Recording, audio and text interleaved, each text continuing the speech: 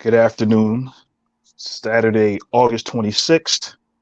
Saturday afternoon's main event. As you can tell, there's going to be a different tone to this week's show.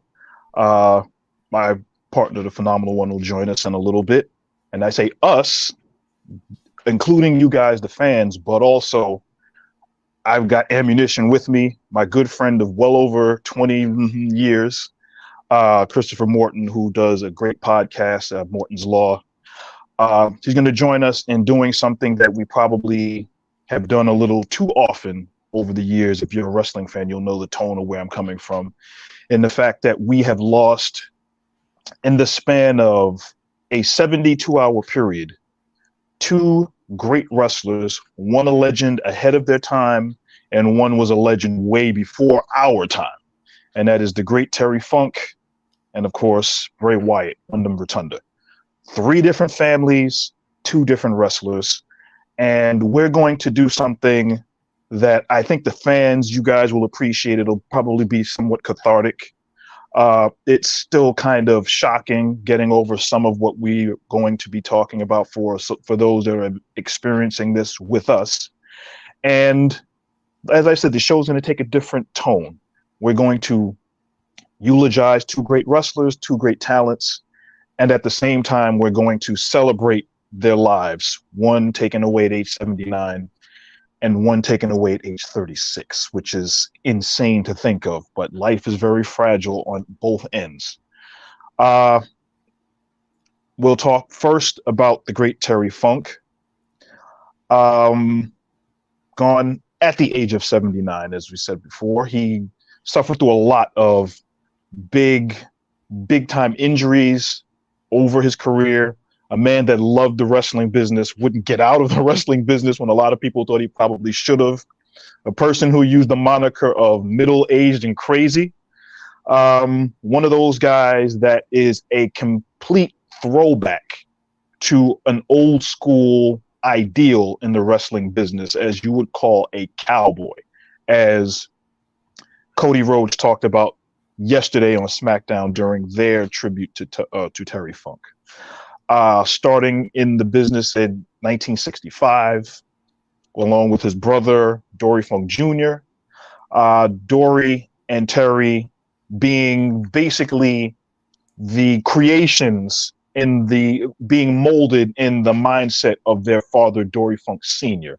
Was hardcore, as we've said before, a very good technical wrestler, was very, very even-handed when it came to being in the ring with certain opponents, and would become what a lot of people didn't realize over the next 5 decades, would be a complete innovator, and then would then go from being a scientific wrestler to being a hardcore wrestler to then helping indoctrinate the wrestling fans into something that a lot of us know as what has become ECW. A lot of concepts that came from ECW came from Terry Funk.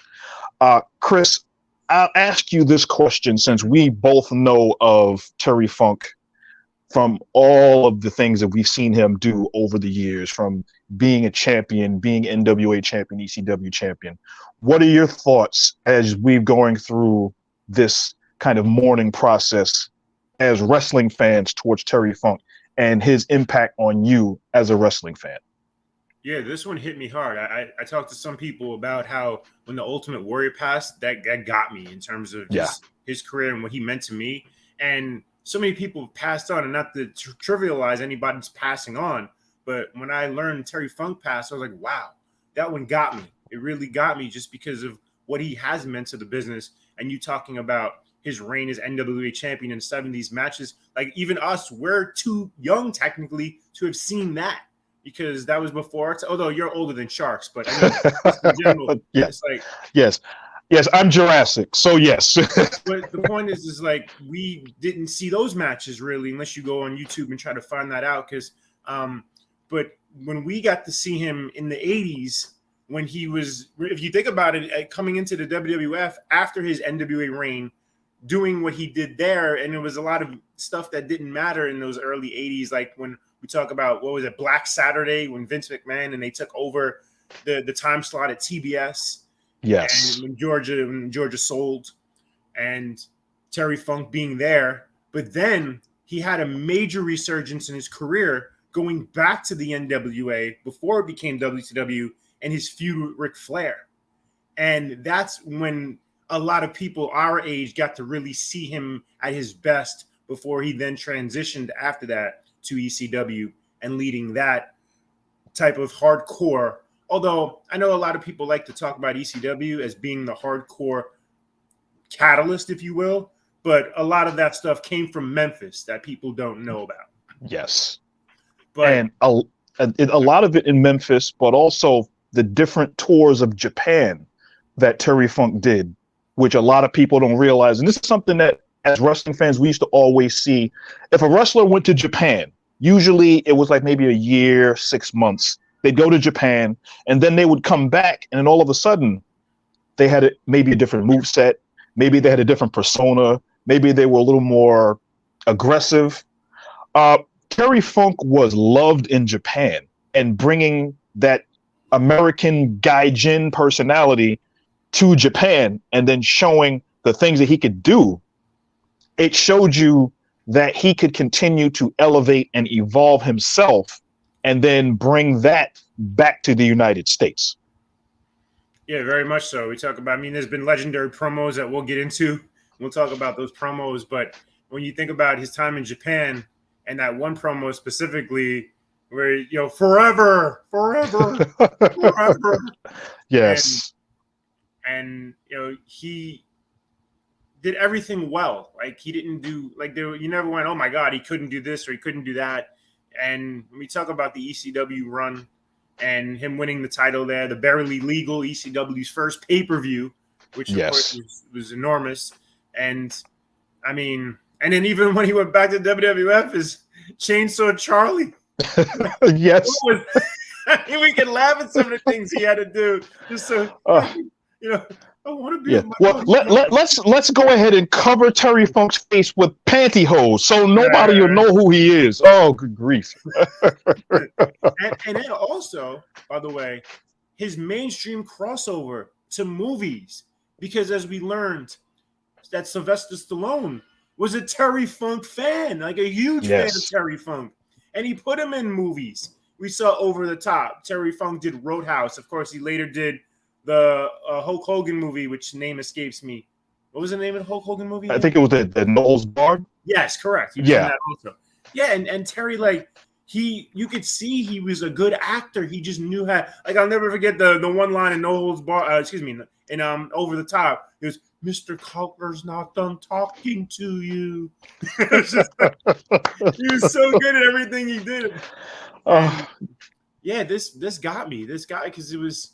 And of course, when we did Saturday afternoon's main event back in our college days, and I would do the impression, and we would just come up with bits to make him even more funnier than he was, but he was just naturally made us laugh with the things he would say.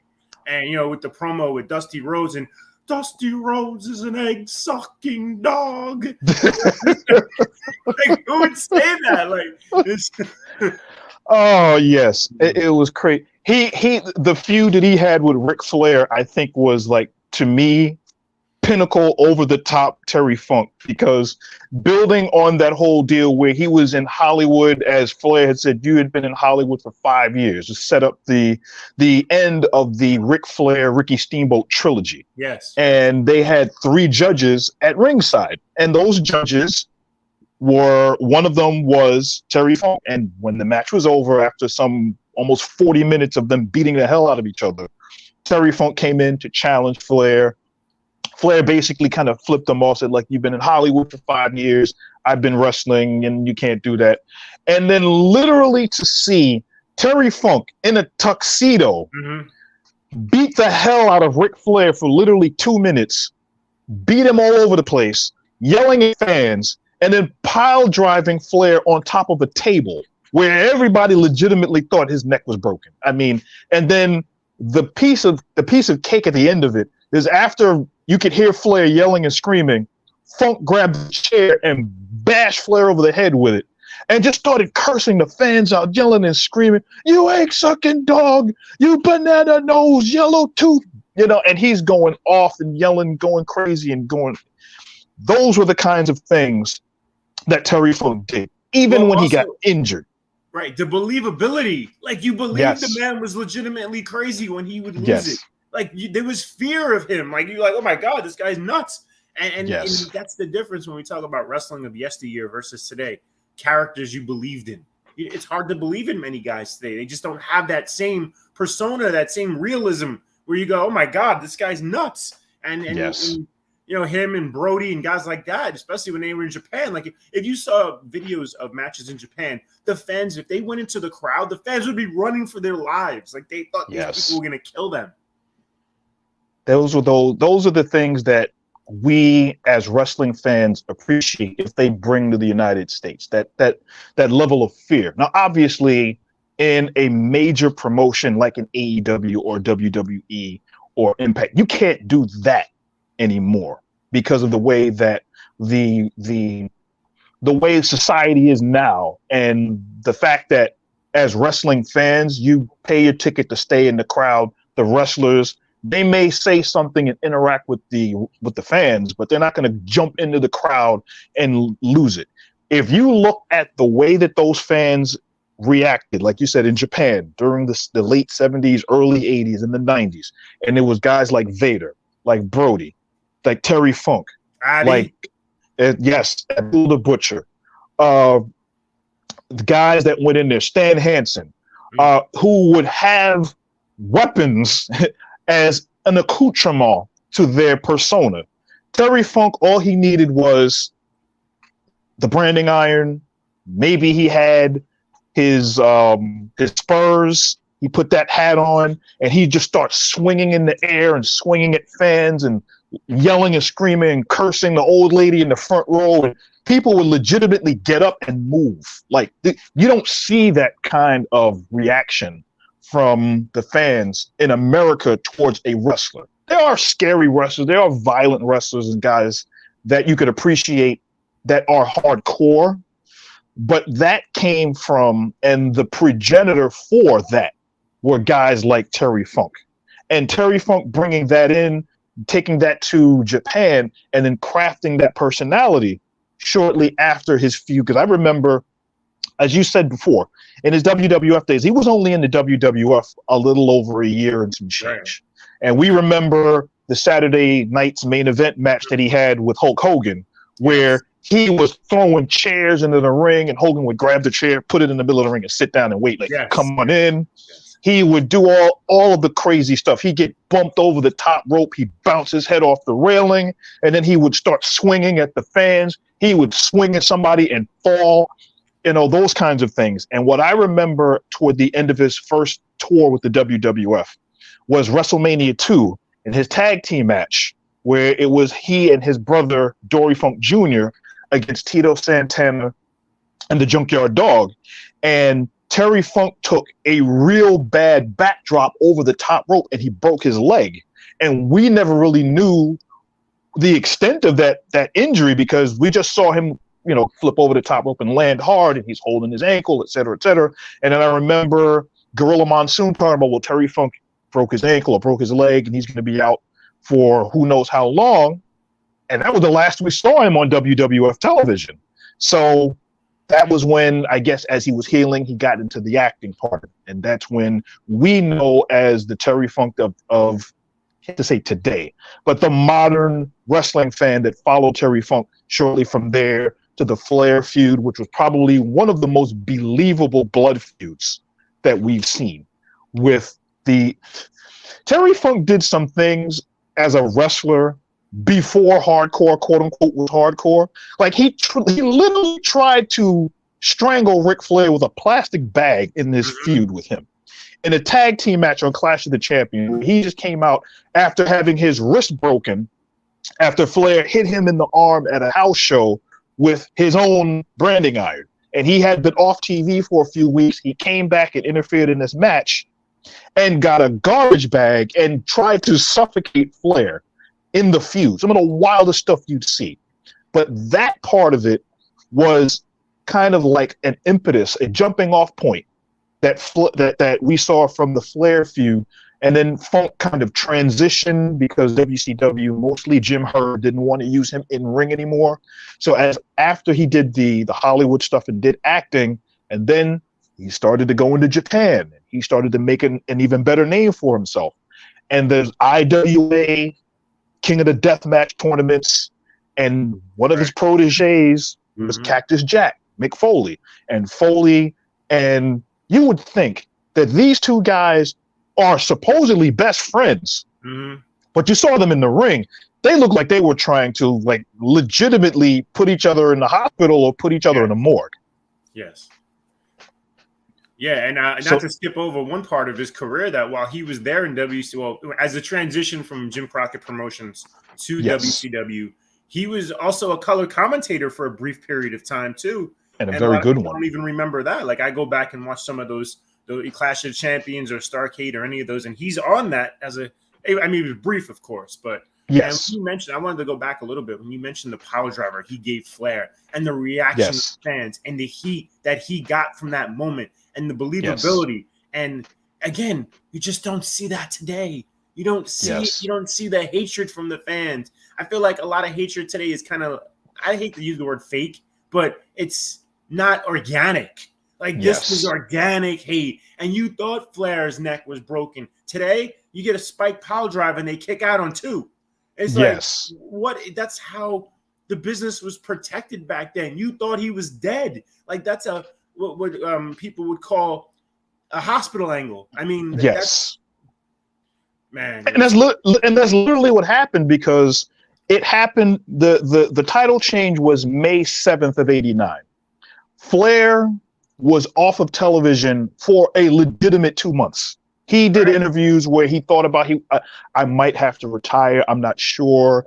The doctors want to look at my neck. They did interviews at him at his house with the neck brace on, and the doctors probably about, I'd say, because the match happened at the Great American Bash in Baltimore in 1989. That was, I believe, July the 10th. So they had a good 2 months to build that feud out. And when they finally said that the match is going to happen, Flair, he stayed away from the ring. He didn't show up. The first time anybody saw him in that in a competition mode was that match against Terry Funk, and it was one of the most violent, bloody, brutal matches. And it was a 20 or so minute match. And the psychology of working the neck, the injury. And there were parts of the match where Flair protected his neck to make sure he can survive that first match. And then the subsequent matches afterward, the tag team matches, etc. And then the final match that they had, which was the I Quit match. And it wasn't even for a championship. It was, without question, one of the wildest, most violent matches. And some people actually saw Flair in a different light. And that was distinctly because of Terry Funk's influence in that feud. Because a lot of people have seen Flair over the years in a lot of violent matches with Wahoo McDaniel and Dusty Rhodes and Magnum TA. We've seen him in those matches, but no one really saw Flair up it to the extent that you would have to if you're going to face a Terry Funk. And we saw before that I Quit match, we saw that Thunderdome match at the first Halloween Havoc, where it was the Great Muta and Terry Funk against Flair and Sting. Wow! Oh my God! Great match, and they electrified the top of the cage. The cage was the precursor to what we now kind of see as the Hell in a Cell match to some degree, but the difference was they electrified the top of the cage. So Terry Funk was doing some wild stuff in that match. They had ropes, so it almost looked like a jungle gym, and Terry Funk is getting caught in the cage, and his leg, he's hanging upside down, and he's swinging off the cage, and he's trying to escape. It's some of the wildest stuff you see if you get a chance to see it. You can pay a tribute to Terry Funk and see it in that light. But the violence, the influence, germane to what I'm bringing up now, is that Flair upped his game in that final match to a level of violence that we were not used to seeing out of Flair mostly because of Terry Funk. And Not Terry only the Funk had violence, that influence on so many different wrestlers. not only the violence, but the vulnerability. Like you could see Flair, like not Yes. afraid, but cautious. Like this man is trying Yes. to kill me, and I have to protect my neck, as you mentioned. Versus Yes. today, where you get Jericho going off the blood and guts cage, and instead of being home for 2 months, he's on the next show. Yes. Which is just an embarrassment to the business. Yeah. And then he even showed within the same match, he showed a vulnerability to himself. Like, perfect example, during that I Quit match with Flair, although Funk would, as the match would progress, he would tell you, you know, Flair, aren't you thinking about your neck? Aren't you thinking about your neck? Don't you want to quit before I break your neck? That kind of thing. And as the match went on, as Funk started to lose the upper hand, and Flair pile drove Terry Funk a couple of times, even one time on the concrete floor. Yes. There was a believability that Terry Funk might actually get hurt in this match. And then he started to use that vulnerability. Flair starts working on the leg, working on the ankle, working on the knee. And then there was the idea of it's changed from Flair getting his revenge to, is Terry Funk now legitimately hurt in this match? How is he going to finish this? Because the idea of it was now more prideful as the narrative for that match. If Terry Funk was going to win that match, or if he lost that match, I should say, he was supposed to shake Ric Flair's hand at the end. And as a prideful Funk, he was supposed to make sure that at no cost am I going to lose this match. And he put his body through hell to make sure that he tried to win this match against Ric Flair. And what showed is, as the match came to an end, Terry Funk finally gave up, and that was the end of the match. And he shook his hand, and that was the believability of the most hated, disgusting heel that territory had at that point. Showed a modicum of respect because of the promise that he did. And then that played into the believability of what his father, Dory Sr., taught him, and his brother, Dory Jr., and all of the pride that the Funks had. Mm-hmm. And that went into the believability of the match and how it went. I didn't get a chance to see much of SmackDown last night, although I'm privy to some of the things that did go down. Did Cody speak about specifically his dad and the feud that they had? Because I'm a little too young to have seen that feud also in Florida. What did Cody say, or and then what can you remember of the Terry Funk Dusty Rhodes feud in Florida? What happened is Cody basically, he talked about, he didn't go into detail with the feud, but he did mention it. He talked about growing up a Rhodes and seeing the feud and hearing about the feud that he had, and talking about the influence that Terry Funk had on his father's life, as well as kind of shaping some of the things that Dusty did as he went forward, and talked about how that it made that territory money. Mm-hmm. And Terry Funk was legitimately, as he quoted in his dedication, he said he is a legitimate cowboy. Mm-hmm. And we've had a lot of people that call themselves cowboy over the years, et cetera, that have portrayed that cowboy notion. But Cody basically was letting people know that if you're one of those kinds of wrestlers that is purported from Texas, he went to West Texas State University, and he basically said, and this was one of the quotes that Cody said. He said, in a mode where a lot of wrestlers from Texas went to West Texas State University and were there for a hot minute, Terry Funk actually went there and studied and graduated from there. Yeah. So he made that a point to be brought up to show you how intelligent Terry Funk was and what the work ethic that he had to continue on with what he was doing. And that was what he wanted to bring into the tribute. As far as the feud itself, I watched a couple of matches of it on social media, on like YouTube. People uploaded a couple of matches from the Florida region. And those matches were some of the most violent, brutal matches you would see. And a lot of people that may not have been privy to seeing a lot of the stuff that was going on when Dusty had the book in Florida, there were a lot of realistic feuds and a lot of realistic angles that happened in the Florida region. For those that just perfect example that involved Dusty Rhodes and Kevin Sullivan, and the fact that Kevin Sullivan had actually slapped Dusty Rhodes' sister in the face on television as the taping was going on, which you would never dare do anything in today's day and age. But those were the kinds of things that were happening back then. Kevin Sullivan throwing a bottle of ink into the face of Dusty Rhodes' sister. So yeah, those are the kinds of things that happen, and Terry Funk personified that because of the believability of who he was, the hardcore rough and tumble nature, and he always brought up the fact that he did these things because he did not want to let his father down. He wanted to represent the Double Cross Ranch in Amarillo, Texas. He wanted to make sure that if you saw a Terry Funk match, you got everything out of it.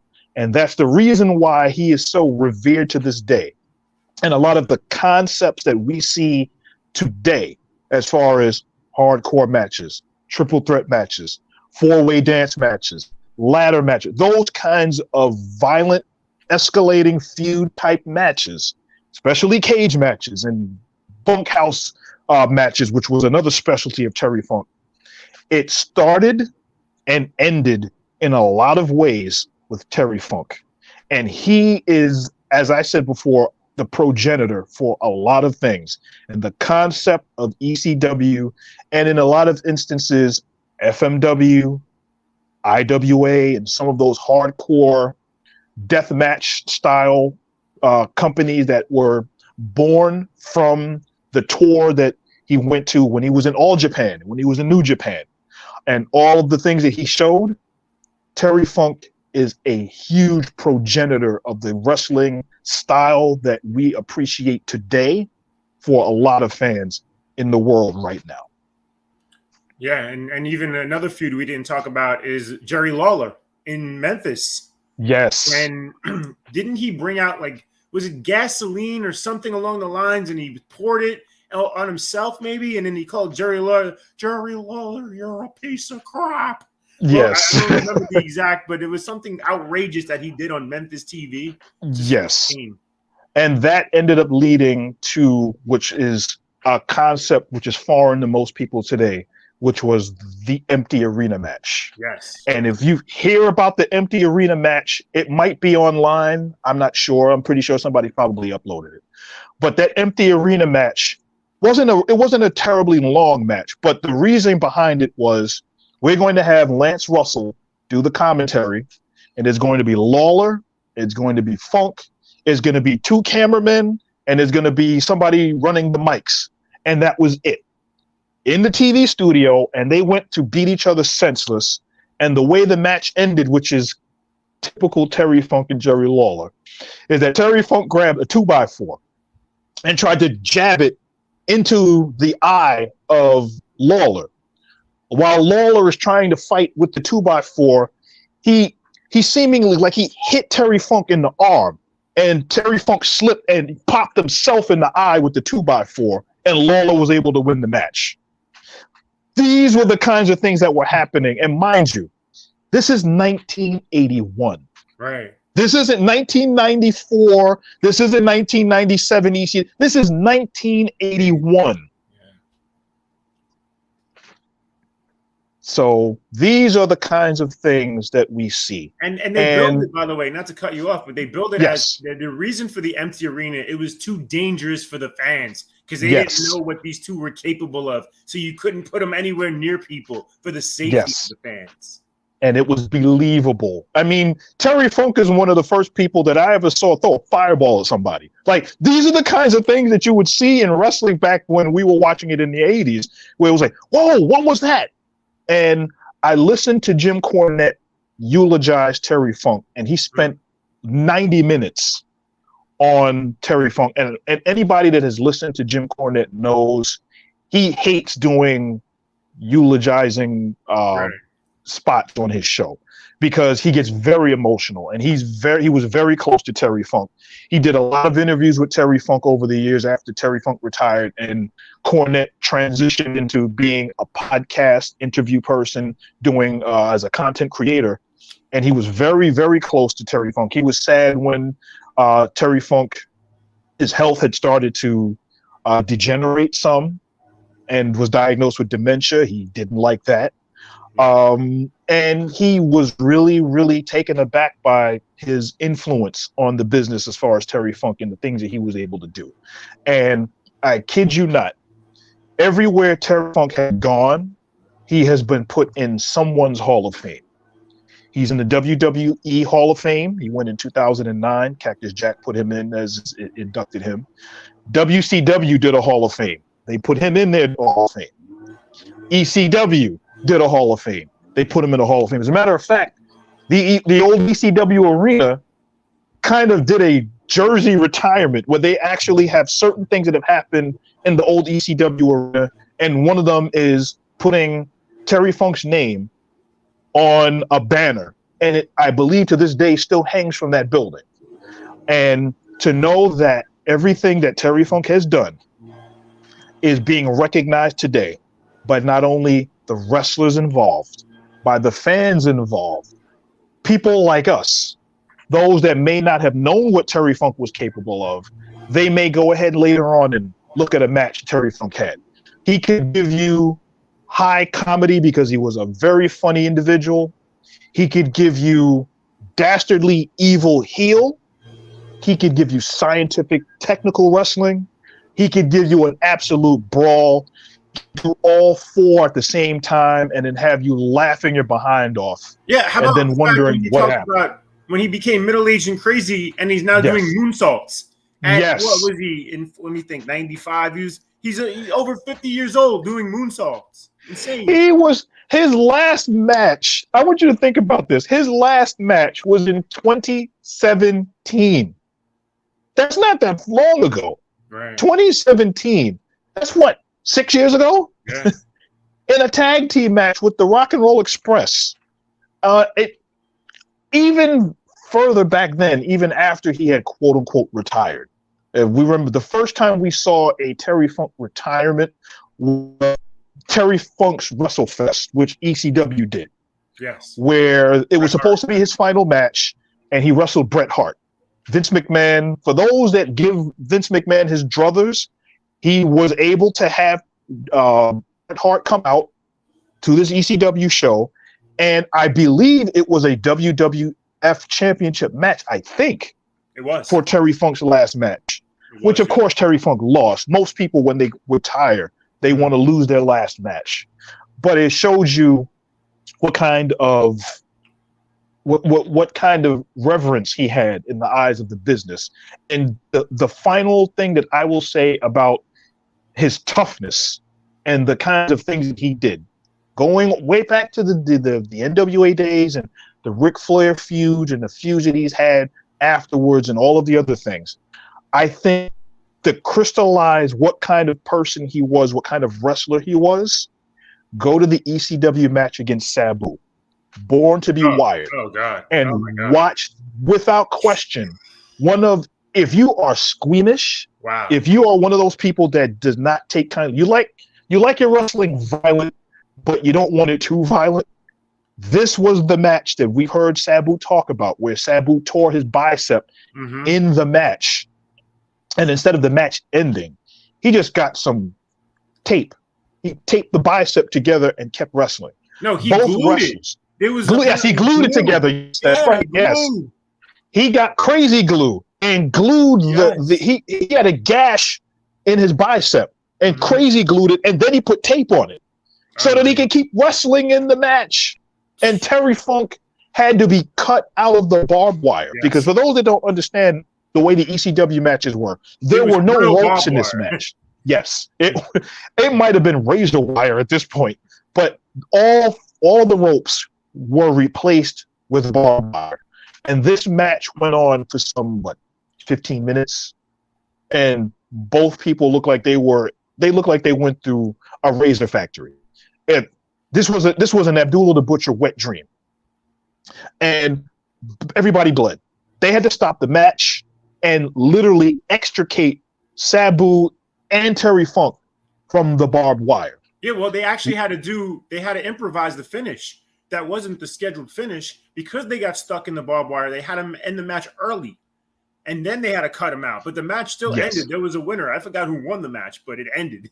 Yes, if I'm not mistaken, I think Terry Funk won the match. If I'm not mistaken, no, yeah, I think it was the match. But the other piece of trivia that a lot of people may not remember, this is something that I remember because I remember watching this match in ECW. The only disqualification that ever happened on an ECW show that I can recall is Shane Douglas versus Terry Funk, where Shane Douglas was disqualified. And no one ever got disqualified in ECW because everything was legal. But they had no choice because if you may recall, the match was on television. Shane Douglas went and Evander Holyfield Terry Funk and bit him in his ear. And he bled so much that they had to stop the match. And they disqualified Shane Douglas for being too violent.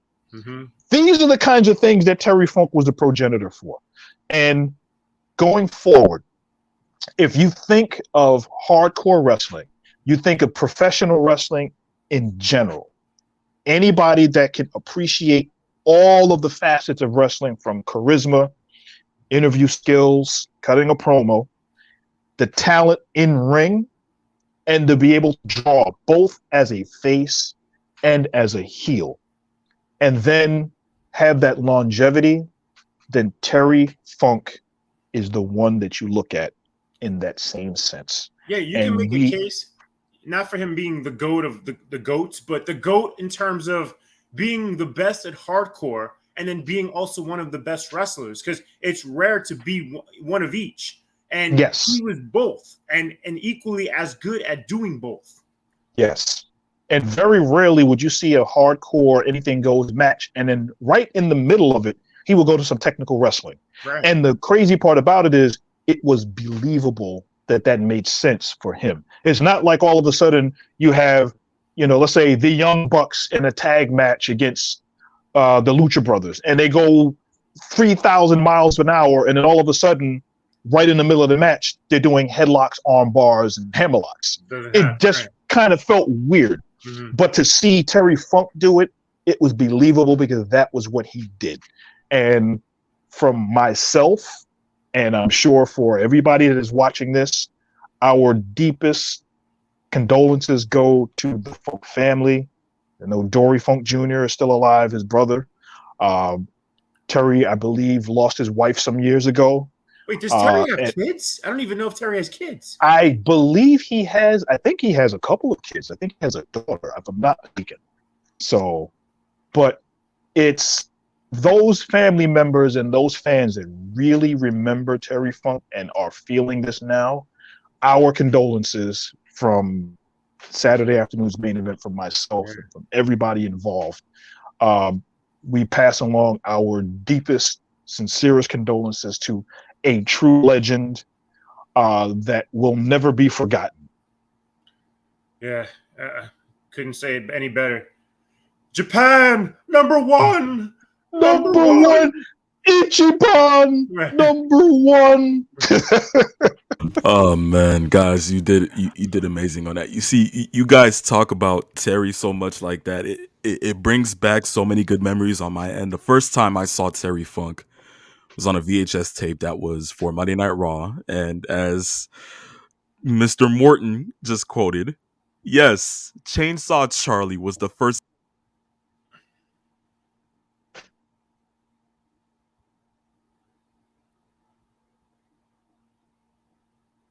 Can you guys still hear me?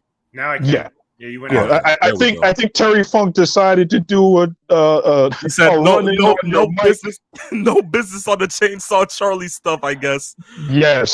But that was the first iteration that I ever got to see of Terry Funk. But when we talk about Terry, and especially on WWE, WWF television, the first time I ever heard a real Terry Funk promo, I kid you not. I was on Daily Motion one day about a couple of years ago, and it was a promo from Shotgun Saturday Night. And in that, Terry, I don't remember who Terry was exactly talking to, but all I remember at such a young age, the first time I heard it, he just said, "Your mother's a," and he said that the person's mother was a gardening tool. So I can't really I can't say the full word on That's airways typical like Terry Funk. but from there it was I guess right before ECW One Night Stand, and it was the match that was, I believe, Terry Funk and Tommy Dreamer against Edge and Mick Foley. And right on Raw television, Terry Funk literally said, "Mick Foley, if I had your head, I would have circumcised it." And I lost it. At a young age, I completely lost it.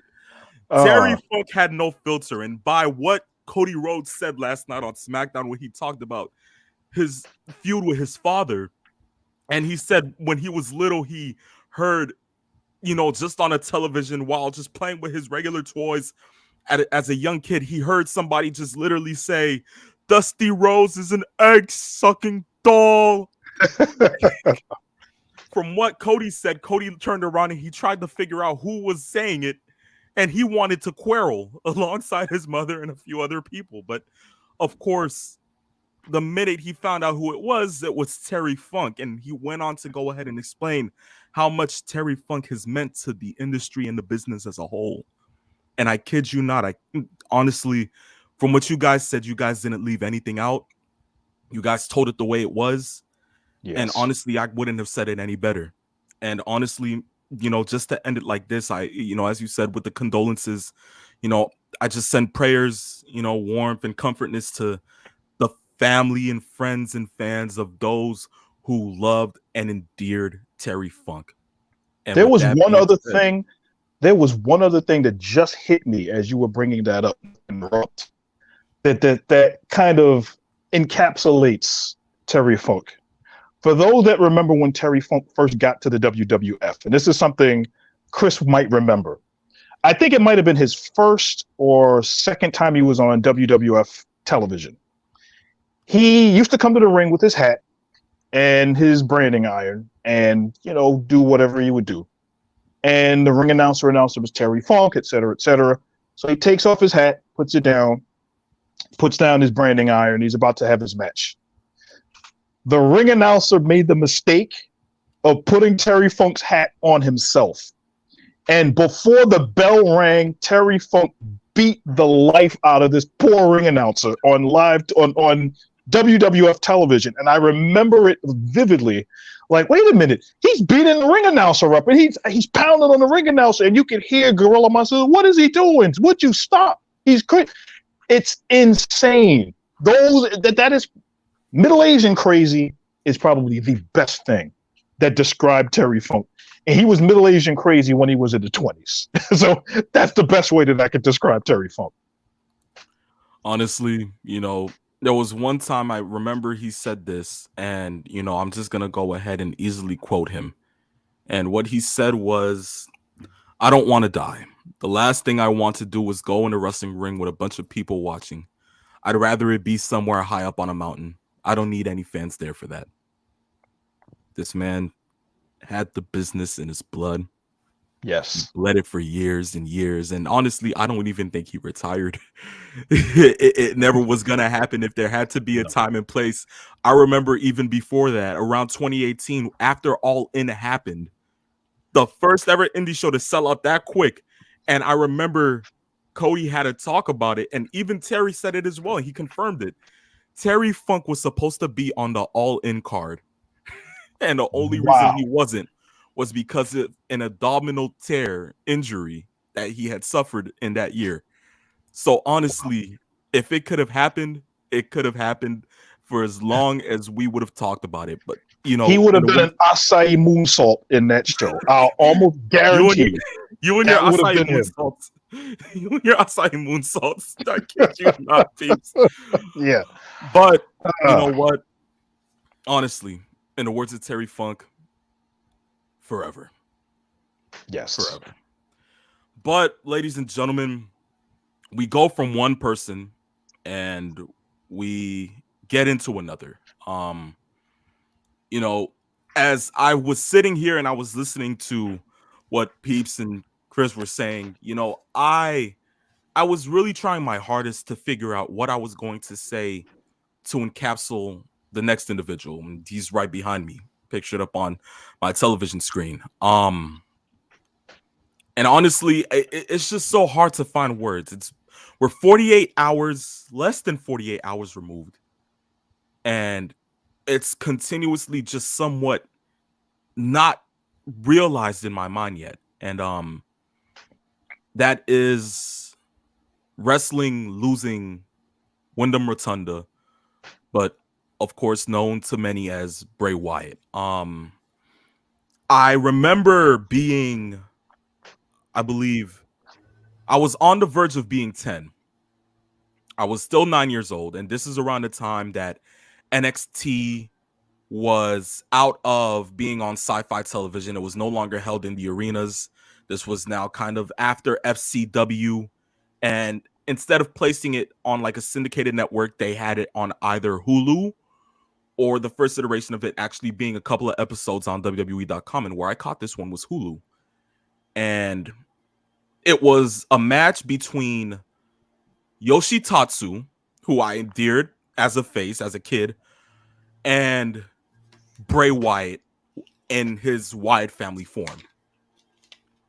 And to tell you enough that I was captivated would be an understatement, because of course this is also around the time that Taker is going to face CM Punk later in the year at WrestleMania 29. And, you know, this is coming off the end of an era Hell in a Cell match. And, you know, you kind of feel that maybe, just maybe, you know, streak might be over. You know, you're not really feeling all into, you know, like the dark side version of The Undertaker that you were used to.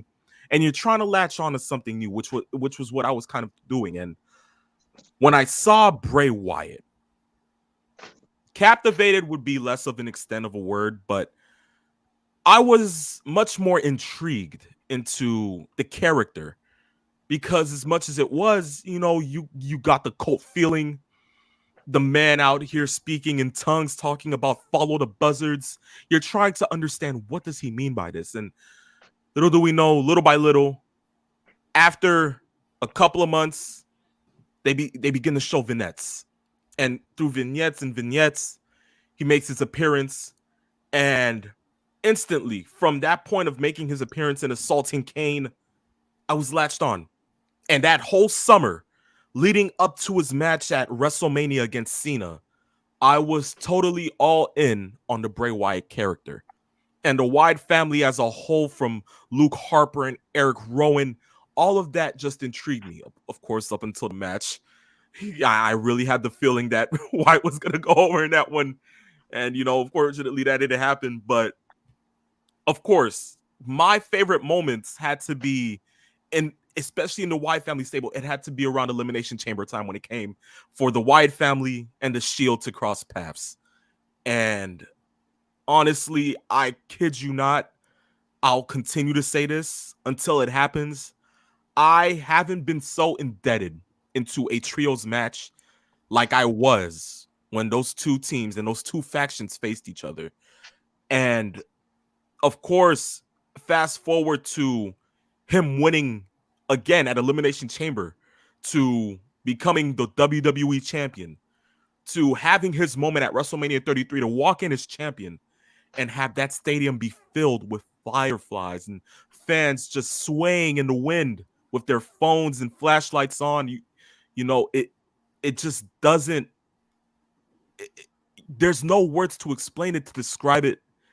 And even up until the point that The Fiend made, you know, his debut, and to tell you that I was scared to the point where I probably scatted myself, peeps. Okay, yeah, because, you know, yes. from No strife, chaos, angst, and turmoil on that one, huh? Exactly. None of that. Just straight physical scat. Okay.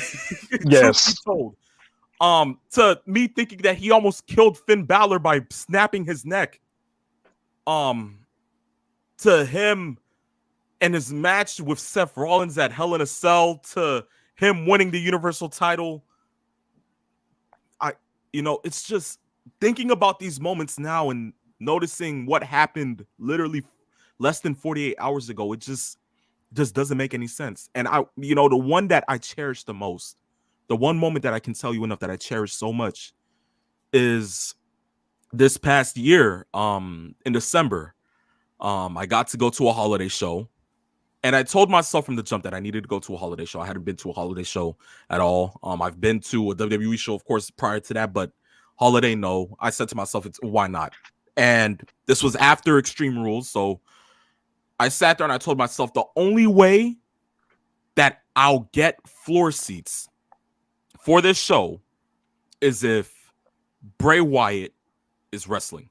That is the only way that you will find me sitting there. I'll go ahead and get the cheapest ticket for a house show. I don't care. But the only way that I'll get something up close is if I can be up close and personal and at least visible feet away from Bray Wyatt. And so be it. He was wrestling. Of course, I got tickets at least 5 days in advance. And, the minute I heard that he was at the Garden and other arenas just having his match with Jinder, and of course he's going to be coming out, I said to myself, okay, yes, this is great. This is great. And I won't forget seeing Bray having that, that whole sense of energy in the arena. It changed. Of course, it being a house show and being that it's just a glorified holiday house show. You wouldn't think people would be so into. I felt like I was actually at a pay-per-view event.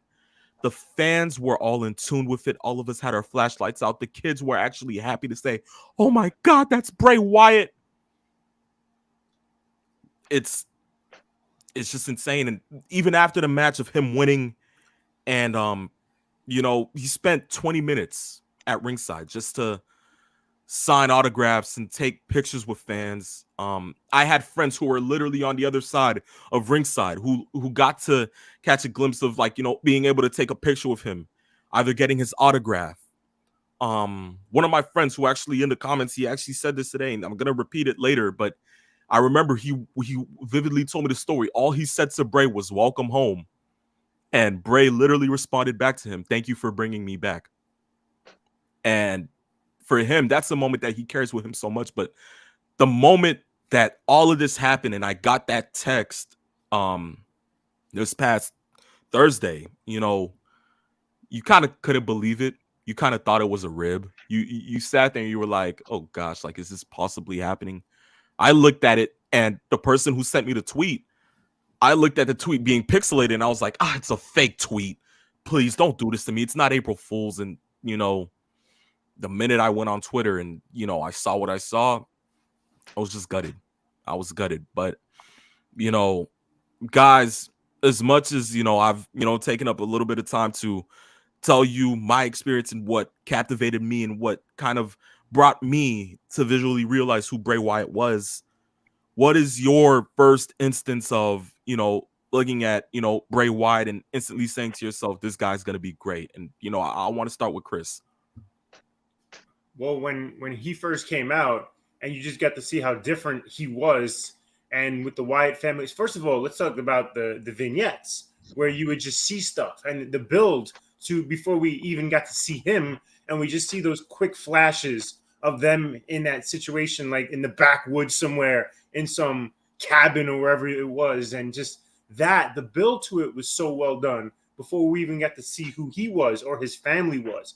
And then over the course of time when he did debut, and with the lights and the music, by the way, you can't say enough about how perfect the music was for him and the family. And I believe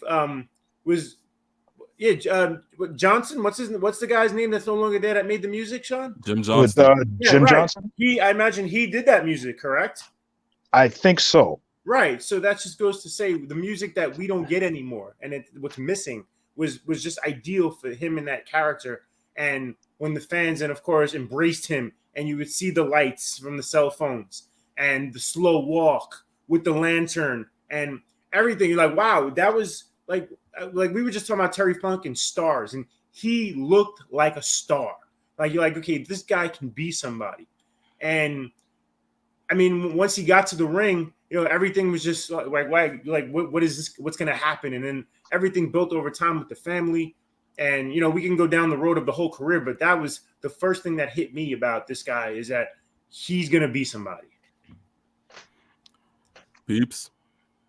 His presentation was probably the one thing that I think most people, I mean, obviously the visual and the audio, when you hear somebody speak, you can pick a wrestler out and you say, you listen to, let's say, you hear somebody like The Rock speak, and it's like, wow, that's really, really good. He's really, really good.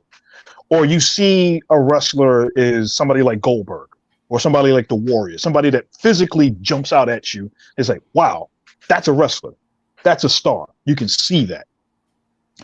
There were so many levels to Bray Wyatt as far as not only the persona, as Chris eloquently stated, the vignettes that were there. And then he would have these almost like Chris Jericho truths, because there was a time when Chris Jericho was basically, his heel promos were along the lines of not lying, just telling the truth in the promo. But because he's a heel, it just sounds like something a heel would do, but yet he was telling the truth. A lot of Bray Wyatt's, his presentation, or for the most part, it was kind of cathartic for him in the sense that it was his truth and then telling the truth, but then framing it in a way so that you would look at it and it's like, you know, Bray might have a point there. And it evolved from that. Being in a swamp, most people kind of associate somebody from the swamp as somebody that might not be as layered, maybe somebody that doesn't have like deep thoughts involved as far as that kind of opinion, etc. And he brought that whole entire thing, that whole Cape Fear ideology, and he crafted it into something his own, to the extent that the characters that he created for the Firefly Funhouse, all of them were parts him, including Abby the Witch, which is supposed to be a physical representation of his finishing move, Sister Abigail. Everything that he did had a storyline. He would reference that from things that he did when he was in FCW, where he talked about in other interviews to other people that he created almost like a Bray Wyatt multiverse of things that he wanted to do. And he went on Twitter years ago and mentioned, if you look at my old promos, you will see that things that I did in my promos lead to the things that I'm doing now. Who thinks of these kinds of things where they're that forward thinking enough to be that creative, to bring that along and then leave little nuggets in promos that he did? And we're talking 2-3 years prior. And then we're going into something that he's doing at that point, and he can reference to that. You're right. Those are the kinds of things that Bray brought, which was an importance in continuity and an ideology that in the ring worked, but more so the storytelling of crafting the world behind him and the machinations of what he was going to do with the Wyatt family and all of the other things that he was going to do were brilliant. The music, perfect.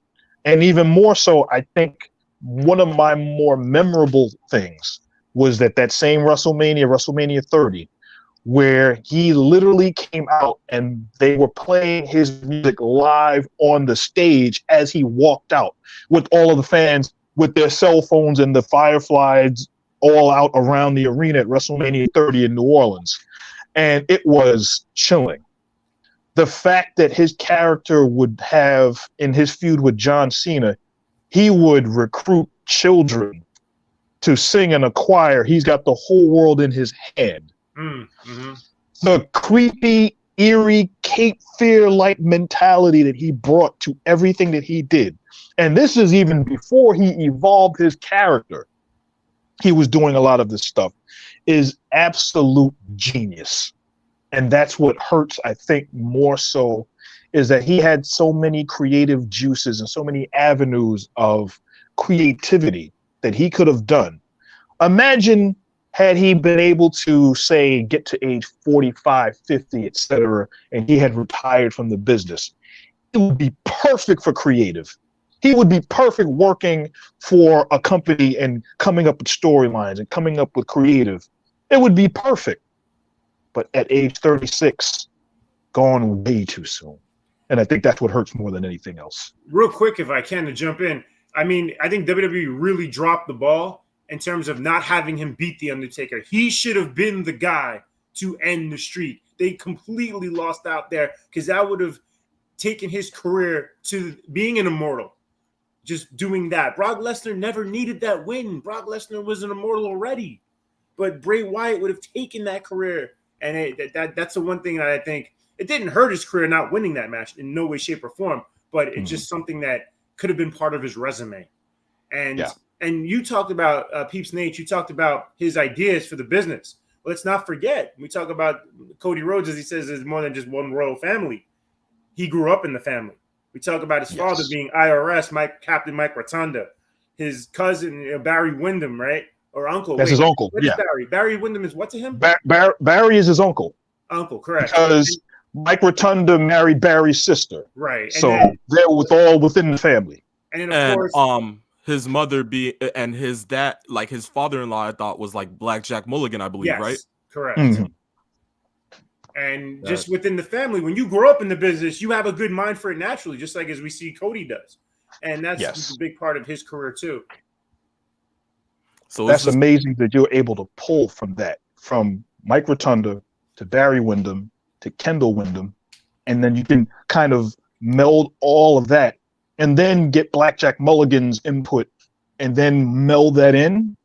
He just had so much working for him. And people have heard me talk about Barry Windham, as far as I'm concerned, probably the single most underrated wrestler that has ever lived. To be able to cull from that bloodline, so to speak, and you know that you're going to have somebody like Wyndham Rotunda become who he became, to bring that in, you're already ahead of everybody in that class. You've already skipped 3 grades. You're already graduated from college early. You understand where I'm coming from? That's one of those things. You're honestly right. And, just off of it, it's like, as you said, Peeps, just to piggyback off what you said, where he would leave little nuggets that would, that would go ahead and transition into his next character that he would have plans for. I won't forget, I think WWE was doing a series on YouTube for like ghost stories, and they had Bray go ahead and do his, and Bray's was far from like a ghost story. Bray actually talked about a time when he was a kid, and he met Sister Abigail, but he lost his slingshot in the time being, and in losing his slingshot in the backwoods, he found it. But upon finding it, he found a man that was tall, and his face looked like it was deformed, and he had the slingshot in his hand. And Bray ran. And Bray ran back to Sister Abigail, and he said, "Sister Abigail, I found a slingshot, but this man was holding it, and he looked menacing, and, I was afraid, and I ran."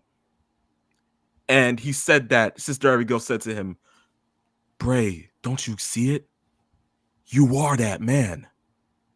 And from there, that ghost story cut off, and we never got to see what that was, and up until the point that The Fiend made that debut, and we got to understand it. And even Peeps knows how much him dropping nuggets can go into it, because from far as we know, Peeps, we've been doing this show for about 2.5 years now, almost close to 3 years. And just Peeps, about. Just this past year, I spent and dedicated at least 3 months to White Rabbit conspiracies. And every week if Yes. something like a QR code or something would pop up, I would say, peeps, here's what happened. Here's what happened. Let's connect this and that together. Oh my gosh, this is what I got from actual. Yes. Who the heck figures out Morse code in the span of a week? Peeps. Yes. that was literally me. And Yes. that should tell you how much Bray really had the world in his hands. Literally. He captivated so many people into what he was doing. And the fact that he kept me there, he kept me intrigued. If most of the time, if we see a vignette or something around that ordinary, guys, trust me, if I'm being wrong, when we go ahead and, for instance, Veer Mahan, who was supposed to make his debut soon, and then the next week turned into soon, and the next month turned into soon, and then 2 months from that turned into soon, and you sat there and you were just like, the next time it came on TV, you just sat there and you were like, oh, to hell with this. When he comes, he comes. I can care less. Yeah, and we could talk about the good, and of course we can transition to the Fiend and what it became, and we can have our opinions on the Fiend in general. But overall, like how good the career was, it could have been so much better, because when he came back on SmackDown recently and did that promo as himself, that was amazing. See, right then and there, I thought he had a perfect opportunity to talk about his family heritage and his legacy. And he could have taken that turn to be Wyndham Rotunda and not be Bray Wyatt anymore, because it could have been a new chapter in his career. And I don't know if WWE was against him doing that, or if that was even on the table. I'll never know. But, the talk that we heard before, and unfortunately, like, that's another thing we didn't talk about, is how sad it was that he got COVID and was really sick. And then having the heart attack when they thought he was getting better. I mean, devastating. We talk about his wife and his kids. Some things we don't bring up, and how young his children are. And now they're going to grow up without a father in this. I mean, we can't give enough to that family, and how devastating that must be for everybody there. But he was still, and you mentioned him being 36, how much more he had to give to the business going forward. And just the idea of him being like cutting a promo similar to a Cody about my family and what I'm going to do for this business now going forward.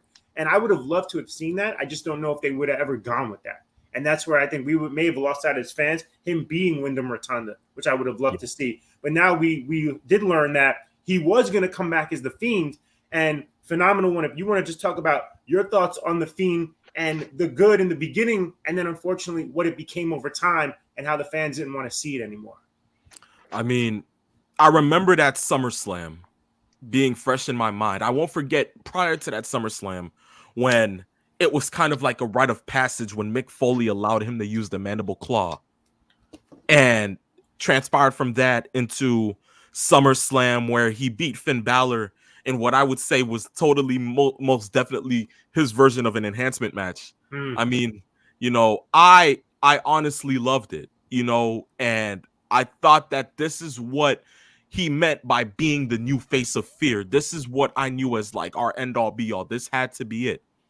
And upon going ahead and facing Seth, that Hell in a Cell match, as much as I know, whatever people may say about it, I, for one, can definitely say that it built the Fiend up to make him look more of a monster. But I do think that the finish was bad. As much as like everybody may say, okay, but he still won it. I think that if he would have won it there, it would have made everything else just much more greater, especially in the sense that when the DQ got called in a Hell in a Cell match, and right after that, just rises back up, thinking that the man is dead. He rises back up and, just applies the mandible claw to Seth just to, have the show end off the air like that. And I said to myself, so that means he's inhuman. You can't kill him, right?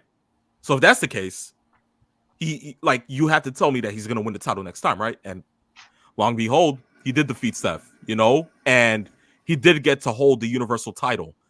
But for me, what it hurts me more is that when it came time for him to drop the title to Roman, it was just too much of like, I can't really explain it, because for me, as much as I look at it, I said to myself that if he was going to come back as the Fiend, as they said that they were, like you said, Chris, for me, I said that if it's not gonna be Cody, might as well have it be the Fiend. I honestly, because we always look at the Fiend as like this character that is able to haunt those who have hurt his old persona, Bray Wyatt, in the past, the Eater of Worlds. And we've seen the track record of facing those who were somewhat a part of him. So being that he faced Finn, he faced Seth, he faced Braun, and having him lose the title to Roman, I felt like if they were going to bring back the Fiend, the only right way, that if it wasn't going to be Cody, probably it could have been Bray. It could have easily had that sense of having it be there. If it was going to be Cody too, shoot, have him go into a feud with Bray, since we know that Cody was his mentor on the old version of NXT while he was Husky Harris. You know, for me, the Fiend character had its ups, it had its downs. I think that the peak for me was the Firefly Funhouse and that match that he had against John Cena at WrestleMania 36. Being that show was held behind closed doors on a closed set, you know, while we were in the era of the, you know, coronavirus and not being able to really vividly, you know, get wrestling as much. But the fact that we had a cinematic match the night before in the Boneyard match, and then we got once again one in the Firefly Funhouse match, and I honestly can't tell you enough how much I endeared that match, and I loved every second of it, because like you guys continue to state, the creative mind behind Bray to go ahead and even pitch that match, that idea to creative, and tell Triple H and Vince what idea he had for that match. And even hearing Cena talk about it, and Cena saying, yes, that had to be the most cherished part of my 20+ year career. That tells you enough. All you need to know is right within that, you know? And it's just, you know, it's just sad that, you know, we have to say goodbye to a man so young at age, at 36. You know, we often talk about, you know, where we were when Owen Hart had passed. We talk about where we were when Eddie Guerrero had passed. And, you know, we somewhat just sit there and we kind of look at the tribute show last night, or some of the bits of it, and you get that urge of feeling. And for me, it didn't hit me until I heard the 10-bell salute. Yeah. You know, being that was something that they hadn't done as much, you know, in past years, and having it be reiterated now for not only Terry Funk, but for also Bray Wyatt, it just kind of got, you know, it got in too deep for me, and it cut hard, you know, and it didn't hit until LA Knight had his promo, and, you know, he just kind of, which I have to say, a good promo from him, in which he still tried to keep kayfabe, but also giving his flowers to Bray, saying, they say that your biggest foes can also be your biggest helpers. And that's what I had in Bray, because he put me through hell with everything that he did, and I tried to throw it back at him, and we just catapulted off of each other, and we made each other better.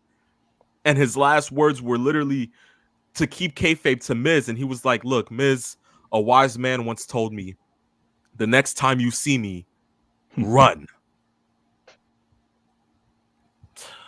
Yeah. Now, I'm sorry. The one thing I did want to talk about, while everything we can talk about the positivity of the character and the gimmick and everything like that. Again, this is not on the person of Bray Wyatt, because we don't know what was said, but during the creative process of The Fiend, where everything went south, and you mentioned the cage match, and that one of the worst finishes ever, to be hit with a sledgehammer like that, because they killed the sledgehammer forever. I mean, you can't use it again. Yeah.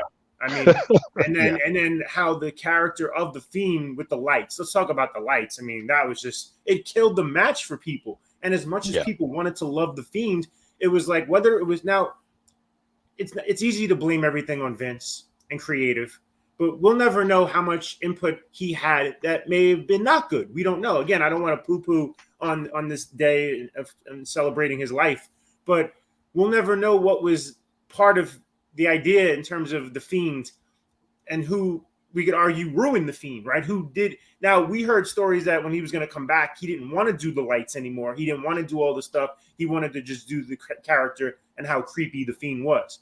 Now, again, we'll never know what it would have looked like in 2023. I would have hoped it would have been better. Like, again, we talk about the bad stuff. Like how about that swamp match and how horrible that was? Yeah. And how that went off the air. And my point here is just how much better it could have been if creative didn't get in the way and what they had done to the Fiend, because we loved it at the beginning. Everything about it was amazing. It was so scary, and as a little kid, you would be afraid of the Fiend without question. And I think it's unfortunate what it became over time. Yeah, you're not wrong on that, but as much as like you said, we would want those answers. It's like now we will never know. But what we can say is that there's that one saying, don't be sad that it's over, but be happy that it happened. To be able to say, and as much as you guys know, you've watched a lot of wrestling, been around for tons of it, but to be able to say that you at least were a part of an era that Bray Wyatt lived in, and we got to vividly see parts of his creative mind be at work for an ample amount of time, for nearly a decade. All we can say is that let's just be glad that it happened. But all in all, it's awesome. It's amazingly, it's just titanic to see all of this transpire in the past 72 hours. I know fans are hurt, families broken, and just hearing all the tributes and all the different things, it really hits home. It hurts, but all we can do is just that we can at least scour together and like just come together as one, especially as wrestling fans, and just enjoy the character Bray Wyatt just as much as we love the person Wyndham Rotunda. And with that, I'm gonna go ahead and leave it at one thing that he had said on his Instagram just a couple of months before he had made his return. And what he said was this: wrestling is not a love story. It's a fairy tale for masochists, a comedy for people who criticize punchlines, a fantasy most can't understand, a spectacle no one can deny. Lines are blurred, heroes are villains, budgets are cut. Business is business. But it can also be a land where dead men walk, where honor makes you elite, where demons run for office, and rock bottom is a reason to rejoice. Woo! It's an escape. A reason to point the blame at anyone but yourself for 2 to 3 hours. An excuse to be a kid again, and nothing matters except the moment we are in. Wrestling is not a love story. It's much more. It's hope. And in a world surrounded in hate, greed, and violence, a world where closure may never come, we all know a place that has hot and cold hope on tap, for better or for worse.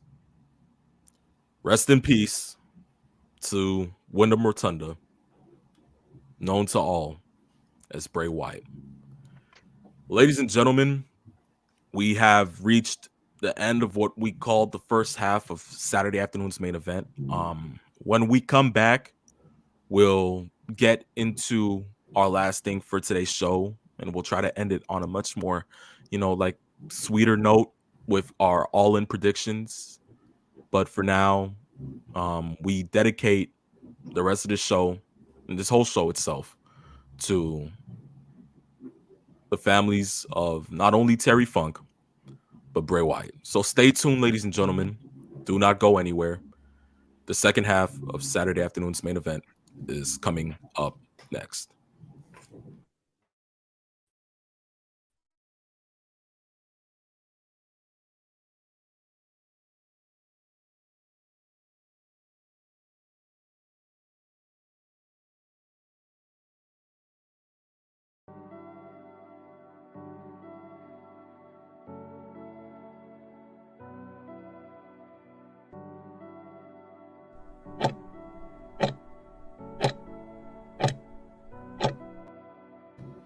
Ladies and gentlemen, boys and girls, children of all ages, welcome back to the second half of Saturday afternoon's main event.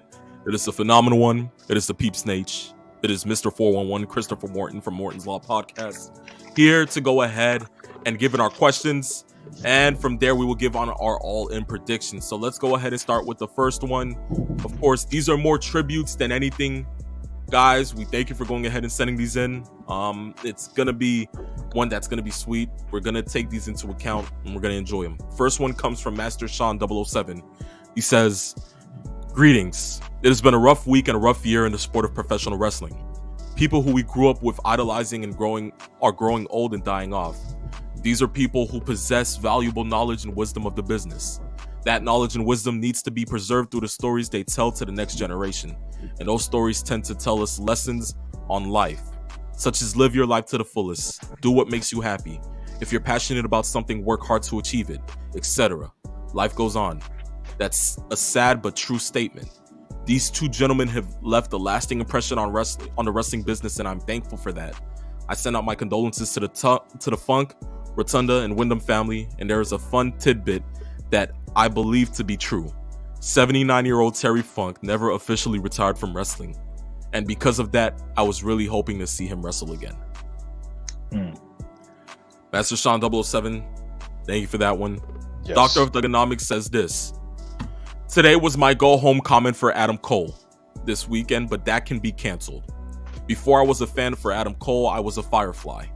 This one hit hard in ways unimaginable. Rich, I was across from you at ringside in Miami in December. Like you said on Instagram, yes, you did stay for a long time at ringside to cater to the fans. I was one of the fortunate ones to get a selfie with Bray. To tell him welcome back home, for him to respond, thank you for bringing me back, it's just a sentiment that shows how humble he was. The tears on this phone speaks volumes. Long live Terry Funk and long live Bray Wyatt." Long Atlanta Isaiah says this: "I really can't find the words, but to lose Jay Briscoe, the Iron Sheik, Superstar Billy Graham, Terry Funk, and now Bray, just throw the year away. I can't bear to hear another name. And for Eric Rowan and Braun, I just feel for them. RIP to the guys that were introduced to me as Chainsaw Charlie and Husky Harris. Long live Terry and Bray. Heaven's Battle Royal is legit now." And lastly, Tombstone City Adam. He says, "Being that I am a big Taker fan, Bray returned that dark side to me once Taker lost his streak. God bless his family and friends. When it comes to the man at Double Cross Ranch, forever. RIP to Terry Funk and Bray." Wow. Yeah, that's not to add to the sadness, but we just lost someone else in the entertainment business. Yo, Bob Baker, just heard that. Bob Barker, yeah, I just saw it. It just flashed on. I think it was on. I saw it on CNN. So it's, and the sad part about it is, and this is something that most people that follow in numerology or that knows that usually deaths seem to happen in threes. And we had Terry Funk first, we had Bray Wyatt second, and I guess the sad part about this is that's the third. This has been a really rough week in general. But hopefully, for those that have been watching the show, this has been a little bit cathartic. You can kind of revel in the fact that we're celebrating these lives and that they will continue to get the reverence that they deserve, because it's tough, it's rough. I talked with my partner yesterday for about maybe 30 minutes just to kind of frame what we were going to be talking about, how we were, and it almost sounded like we were kind of consoling each other. So yeah, it's one of those things that probably being around other wrestling fans helps. So if anything, we've given you an avenue to kind of get those feelings of sorrow and appreciation and respect, reverence, and put it forward so that we can acknowledge it here, and that everybody knowing fans of these wrestlers can hear it out there, and it becomes real. And like you said, it's very tough when you actually hear all of that. And one of the things couple of things. One thing that happened when Bray Wyatt passed, Booker T actually heard Bray Wyatt's passing live while he was doing his show. He was doing his Hall of Fame podcast, and his co-host got the tweet from Triple H, and he read it on the air probably a couple of minutes after it happened. And to see Booker T's face just changed. It was like he was downtrodden the rest of the way.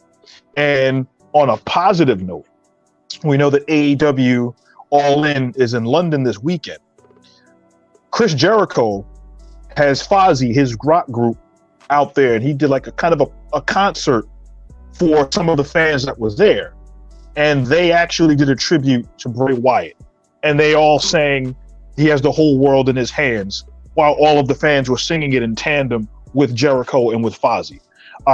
It's rather poignant to see if you get a chance to see it. But yeah, the reach for these wrestlers has gone way out there.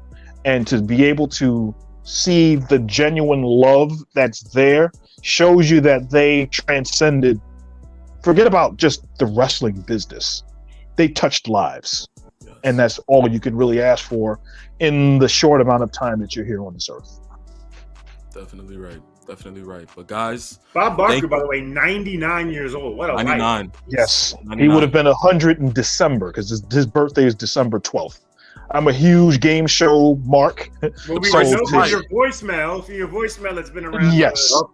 Yes. And yeah, as a matter of fact, my voicemail message is music from The Price is Right. So that anybody that realizes that, yeah, you're a game show. It's tough.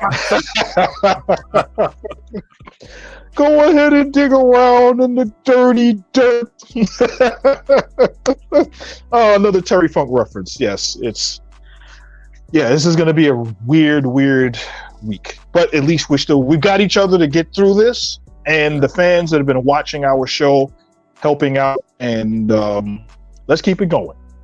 Definitely right. So thank you guys for your tributes.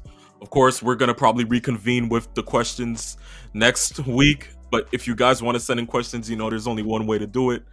Go ahead and DM us on Instagram at SaturdayAfternoons_main event. Send in the question. It will be featured on the next episode of the show. Thank you, guys. And from there, we will get into the last piece of news for today.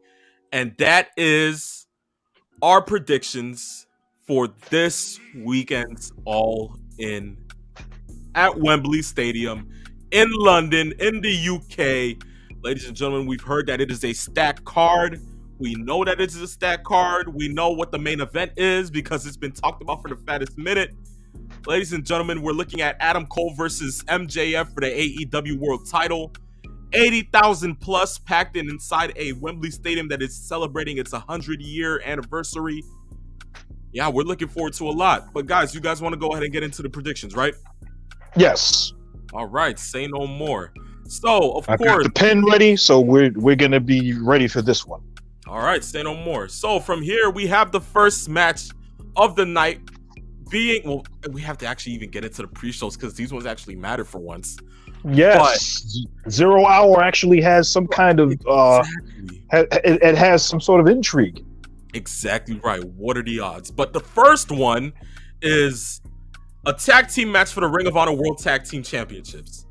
The Aussie Open versus MJF and Adam Cole. If anything, you guys can mark me down for this one. I have the Aussie Open taking the W here. Just to go ahead and continue the storyline for MJF and Adam Cole leading into that night. I feel that that's the only way to go around it. So that would just be me. Chris, what is your thought? What is your predictions? You think there'll be some form of dissension during this match that's going to lead to the main event, where there could be a tease for something happening? Okay, I see what you're saying. Interesting. Yep. Now that you said that, I think Aussie Open could take it just to further the storyline. That makes sense. Of course. I mean, for me, I would always think that, like, of course, with what MJF and Adam Cole have going, I would have probably said that they should win the tag team titles. But then again, you also have to think on the logical side of pro wrestling. You have to say to yourself, well, these guys have a match later that night. It's only liable that, if they're going against each other, you have to start to build that, as much as we've seen that they've just been cool the past couple of weeks. So now I think that there has to be something that just sparks it in the powder keg, and then we get it rocking later that night. So, and I would not be surprised within the main event they start beefing about what happened in that tag team title match. Yep. And then that becomes the impetus for, instead of the scientific, technical wrestling that people want to see, it starts to become the personal, eye-gouging brawl that it can eventually devolve into. So I never thought that Aussie Open was going to lose because of that same reasoning behind it. So I got Aussie Open winning the match somehow, some way, and I wouldn't even be surprised if Roderick Strong had something to do with it. Yeah, Roderick, amazing thought you just had, because I was going to just say that. You just took the words out of my mouth. I think he could be a factor in not only this match, but maybe the main event. The main event as well, yes. And not only him, I would also have to say the Kingdom have some part in it also. Yes, well, you know? Let's talk about that later, right? Because later, most definitely. Kingdom, exactly right, most definitely. There you go. But the second pre-show match and the last pre-show match after for the 0 hour would be Jack Perry versus Hook for the FTW Championship. It's crazy to think that we're in 2023 and we're talking about the FTW title. Of course, yes. I know Mr. 401 and Peeps Nation have had a lot of history on that one, and so has the Triple C, of course, because of its main title holder. But you know, we won't get into that because I'm not trying to hear anything about Red Hook Trailer Park trash. But that's just it for now. But honestly, if there's one person that I'm gonna have to say, I'm gonna have Jack Perry winning this. Okay. I think Jack Perry has to win because they've done nothing with Hook. Let's be honest. He's been booked as bad as you can book a person ever since his debut, and how he was out there killing people in 30 seconds. I mean, they just didn't know what to do after that. Jack Perry's character as a heel has been a 180 of what he was as a babyface. He's so much better. It's night and day. And if you're going to actually do something with Jack Perry, there's no way he can lose this match. It makes no sense for him to lose. Exactly right. Especially if his whole goal is to retire this championship. Now, if they're going to go the route of the FTW championship is going to have AEW lineage, something that is not quote unquote officially recognized by AEW, then you end up having Perry lose the match. But you have him lose the match at the risk of losing his heel heat. Yeah. He's been a complete chicken salad heel all this time. If you're going to have him completely do the chicken salad deal, then he has to win. I think Perry in England, I think Perry goes over in this one. So and I think Peeps Nate, we don't get a Chris Chetty run-in to help preserve the FTW title for the family. Oh man. Oh man, that would be hilarious. But yeah, I really think that this is going to be. I wouldn't be surprised if we end up seeing a couple of run-ins. Jerry Lynn may show up to try to help Hook. Something happens. I can see that happening. But I think if we're going along the lines of what they're trying to do with Perry, then yes. And I think the second part that they need to do is get Perry some legitimate entrance music. I mean, they've given him classical music that I understand. It's free. It's, royalty-free music, but it doesn't scream Perry. I mean, they'll do something. Beethoven, yes. Really? Gosh. Oh, God. Have mercy. So I guess all three of us have. Hey, listen. You know what works in that? If they play Beethoven, imagine Symphony Number 9 playing at London inside Wembley Stadium, because of course that's exactly what the British Bulldogs theme was. So what if they would just go ahead and pull the card on that? I mean, honestly, just get more heat. Why not? Yes, that would work. But like you said, that's too much like common sense. Honestly, Peace, you're right on with that. But I guess we're all 2 for 2 on this one. We all both think that, these are our predictions for 0 hour. So with the first match of the night, granted for what it says here, FTR versus the Young Bucks for the World Tag Team titles. If you're gonna have to put it, I really do have Dax Harwood and Arn Anderson winning this match. I honestly have to say, you guys, that's what I have. Of course, Peeps gets it. I see where you went there. Wait, did you know that Cash Wheeler and Arn Anderson are going to form a tag team called the Not So Young Pistols? Oh boy! Whoa, boy! Oh man! Woo. Yes, that is. By the way, should AEW, Rich? I know you may be too young for this, but should AEW do the open of The Sopranos with Cash Wheeler in the car? Imagine. You know what I thought? I thought for a second, if they were gonna go ahead and go to Hollywood one day, they should honestly redo what the WrestleMania, what WWE did with WrestleMania 21, and having Booker T and Eddie Guerrero do Pulp Fiction, and just have Cash go ahead and do like the Samuel L. Jackson part of, and I strike thee down with great just let it go, man. Honestly. Oh man, that works. Yeah. So I'm guessing all of us are going with FTR going over in this match. Oh, okay. I don't know. I just started thinking about it. The reason I think about it is, remember, the Bucks just got a new deal, right? Now, I don't know if the deal was basically they didn't want to go to WWE because they know they wouldn't be used there properly. They would end up doing more jobs than they ever would do, and WWE wouldn't utilize them the way, although let's be honest, Tony Khan hasn't done that either with them recently, as their popularity, which we can say definitively, has decreased. They aren't getting the same pop they once were. When they're actually starting to get go-home heat. I don't know if you realized the last couple of shows they've been on, they've been getting booed out of the building. So, you know that the people in London are true wrestling fans. So there's no chance FTR is not cheered here. So you can't even do what you would call a double turn, where FTR turns heel with the bit. That's not going to happen in this building. It can't happen. Where the heat really comes, if you want to make the fans angry, is having the Bucks win the match. Because then the crowd goes nuclear. Now, I don't know what Tony Khan wants to do there. Logically, in a perfect world, and I don't know in terms of match placement.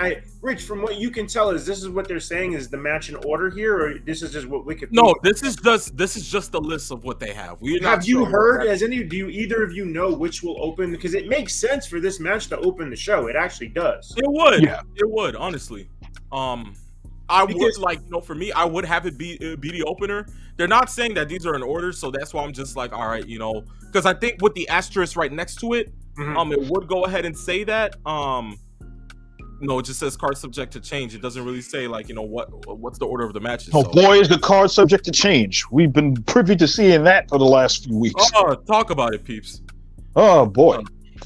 See, in a perfect world for me, if they were ever going to do business, which from what we hear, the Young Bucks aren't willing to do business with CM Punk, but if the Punk Joe match were before this tag team match, then Punk costing the Young Bucks the tag titles would be ideal for, of course, the following week to do that six-man tag match in Chicago.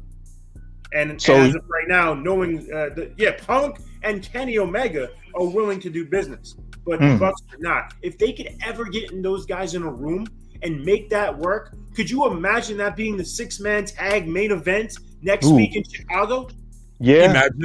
Just imagine the goal that would be. You know what? If anything, I think they would probably want to save it for Double or Nothing, being that that's kind of like their flagship type of show in May.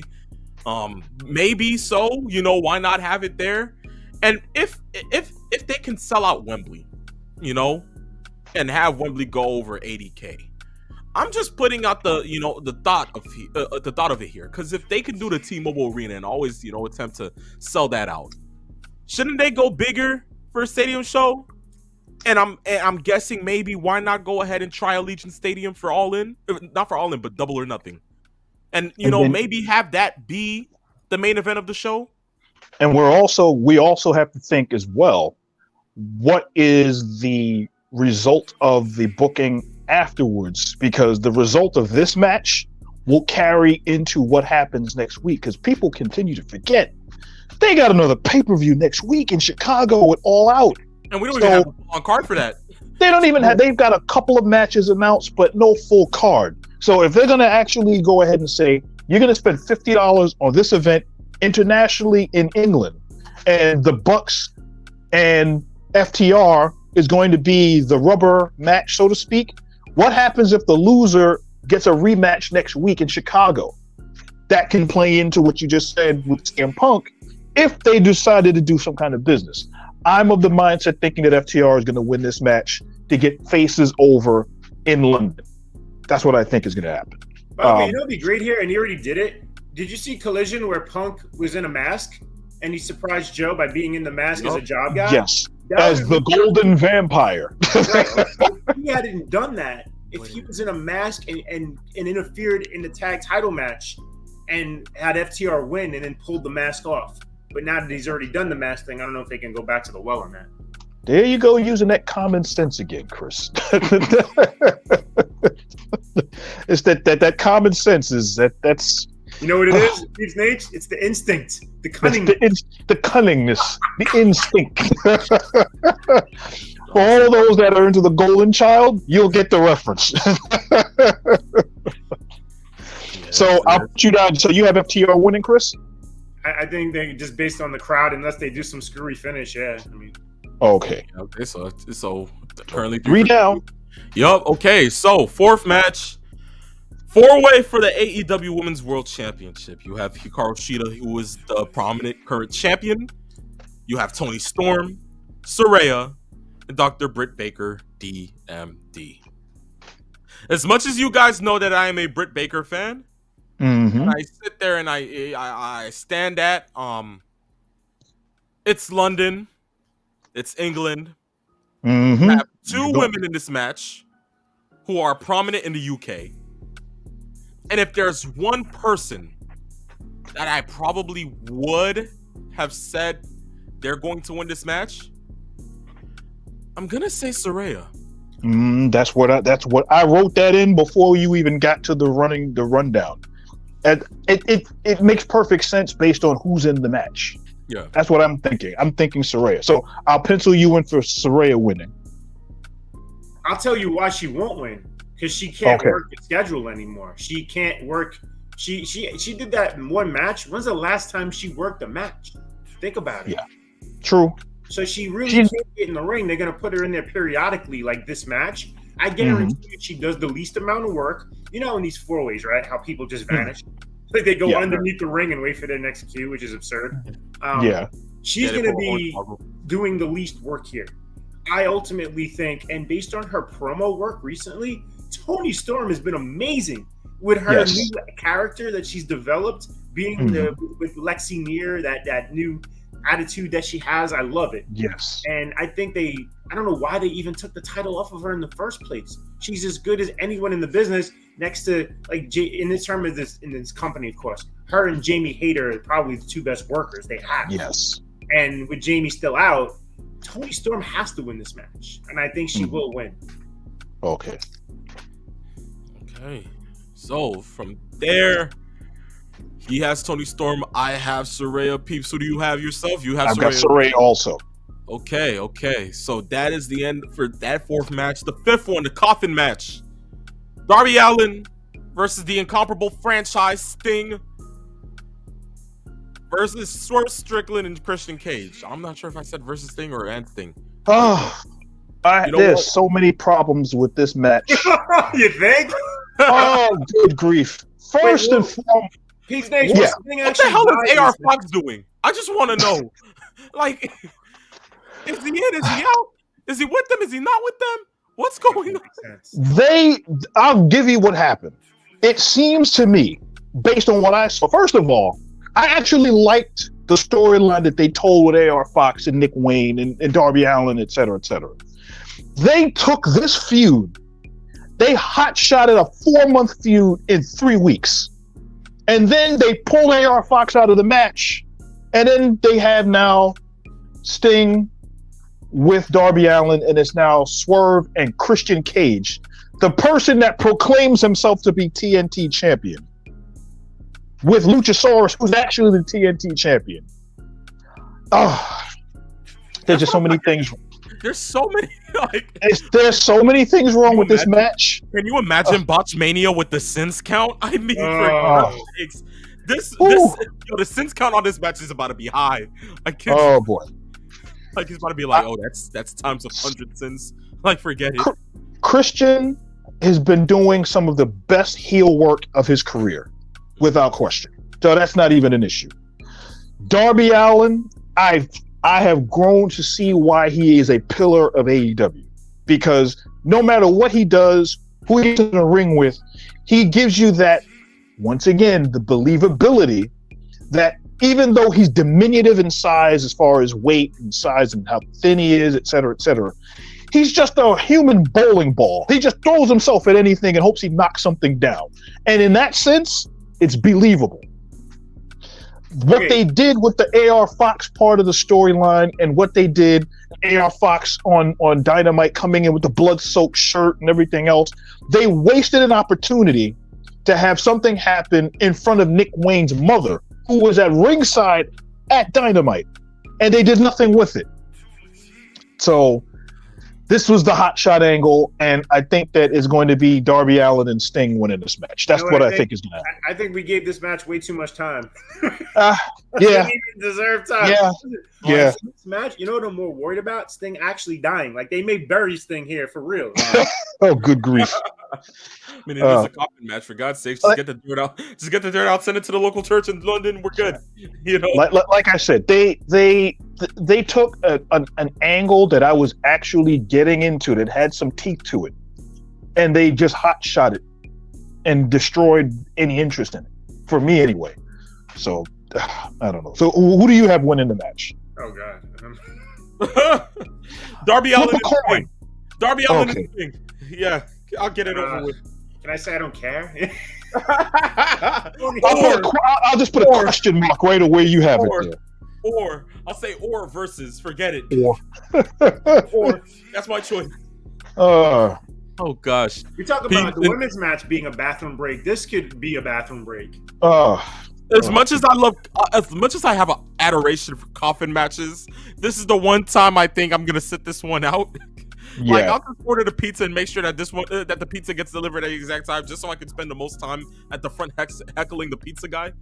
I kid you not. That's what the plan is. Because what I'll do is, for Chris, I'll just put an infinity mark here. So just say it'll go on and on and on and on and on. So WTF? Yes, WTF. Infinity. XXOO! Exclamation point. I know we're gonna go to the next match right now, but this is too busy of a card. It's just too busy. What is going on here? It's 11 matches, 2 in the 0 hour part of it. So yeah, and there's 100 people on the show. Look at this. Look at how many people are in the next 2 matches. Yeah. It's too much. Yeah. Mercy.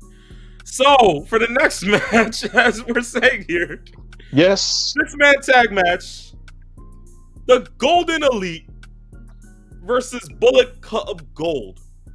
A lot of gold. A lot of gold. The Golden Shower tag team. And Konosuke Takeshita. And this is...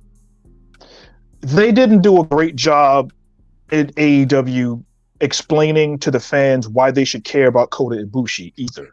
And that's I'm sorry to cut you off. Don't forget your thought. Your sentence could have stopped at, in AEW, they didn't do a good job. That's it. That's it. You're not wrong on that. You're not wrong. You got a good point there.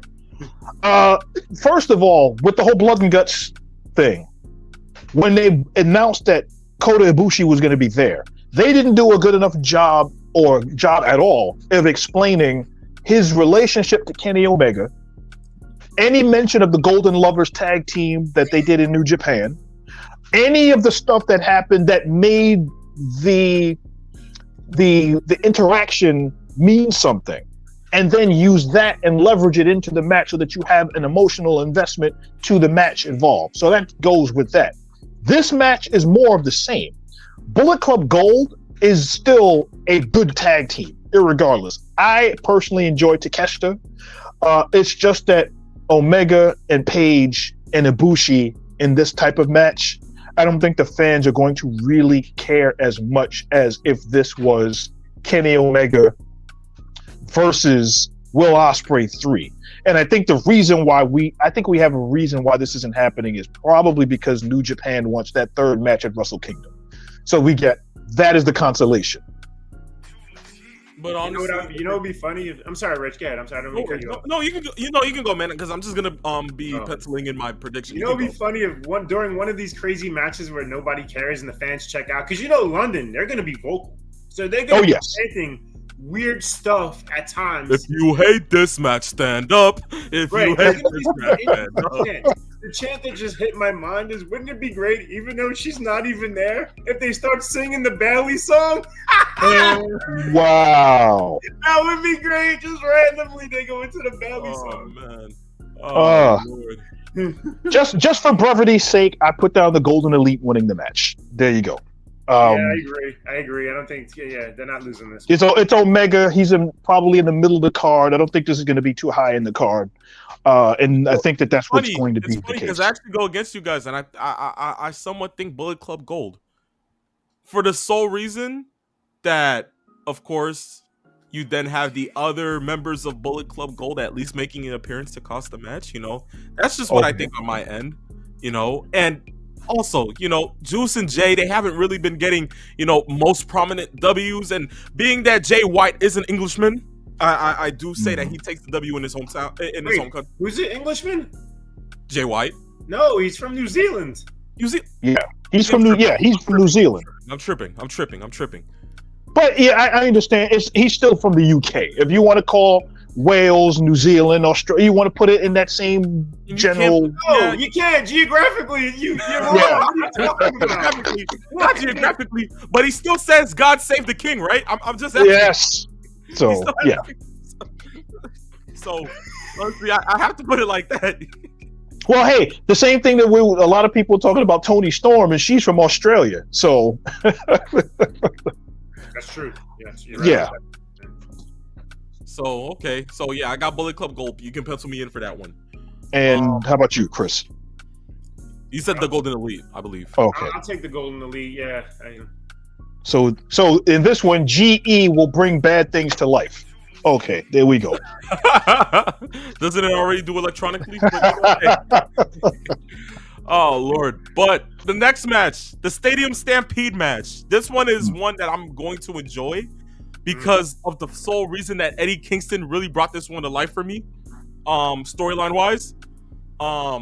It is, of course, Eddie Kingston, Orange Cassidy, Chuck Taylor and Trent Beretta, and Penta El Zero Miedo versus the Blackpool Combat Club and Santana and Ortiz, who are currently returning back to AEW. Isn't this great? Wait, yes. Don't they hate each other? Didn't they have an actual personal feud? How were they working together? I guess they got past it enough to get on the card. So, wow. The card what can we possibly say, man? There's so many things that is wrong with the card, but it's just like we can't really possibly put our tongue on it. It's just like, look, you know what? They're giving Wembley something to be happy about. I guess this is what it is. But you know, if I'm gonna have, don't they partner with DraftKings in terms of having like where you can wager on certain matches? You know, it should be the wager like the over under should be like 3 minutes on the first person to bleed. Like there should be money on that. 3 minutes. I'm calling 30 seconds. John Moxley's just gonna pull out his fork and just gig himself while on camera. That's all. And it'll sound like Cactus Jack.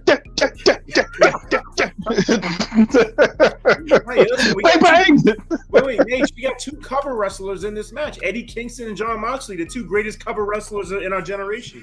Good point. Cover wrestlers, yeah, because we do remember Eddie Kingston's cover from that one exploding barbed wire death match, which I digress to get into. That's the first I digress of the week. Jeez. Amazing. Oh boy. Oh, great. Of course it would have to be AEW to get me to say I digress. Of course. There you go. If I'm gonna be for real, I have the first team taking the W here over the Blackpool Combat Club. The first team. Yeah, I'm not gonna go ahead and rename all these names again. I kid you not. Eddie K and the guys. There you go. Eddie K and the guys. Eddie K and the guys. Yeah. I think Blackpool will win. I do think something interesting could go down at the end with Kingston and Moxley. That's the only saving grace of this match for me is the ending with Moxley and Kingston. Do they patch it up or do they fight each other?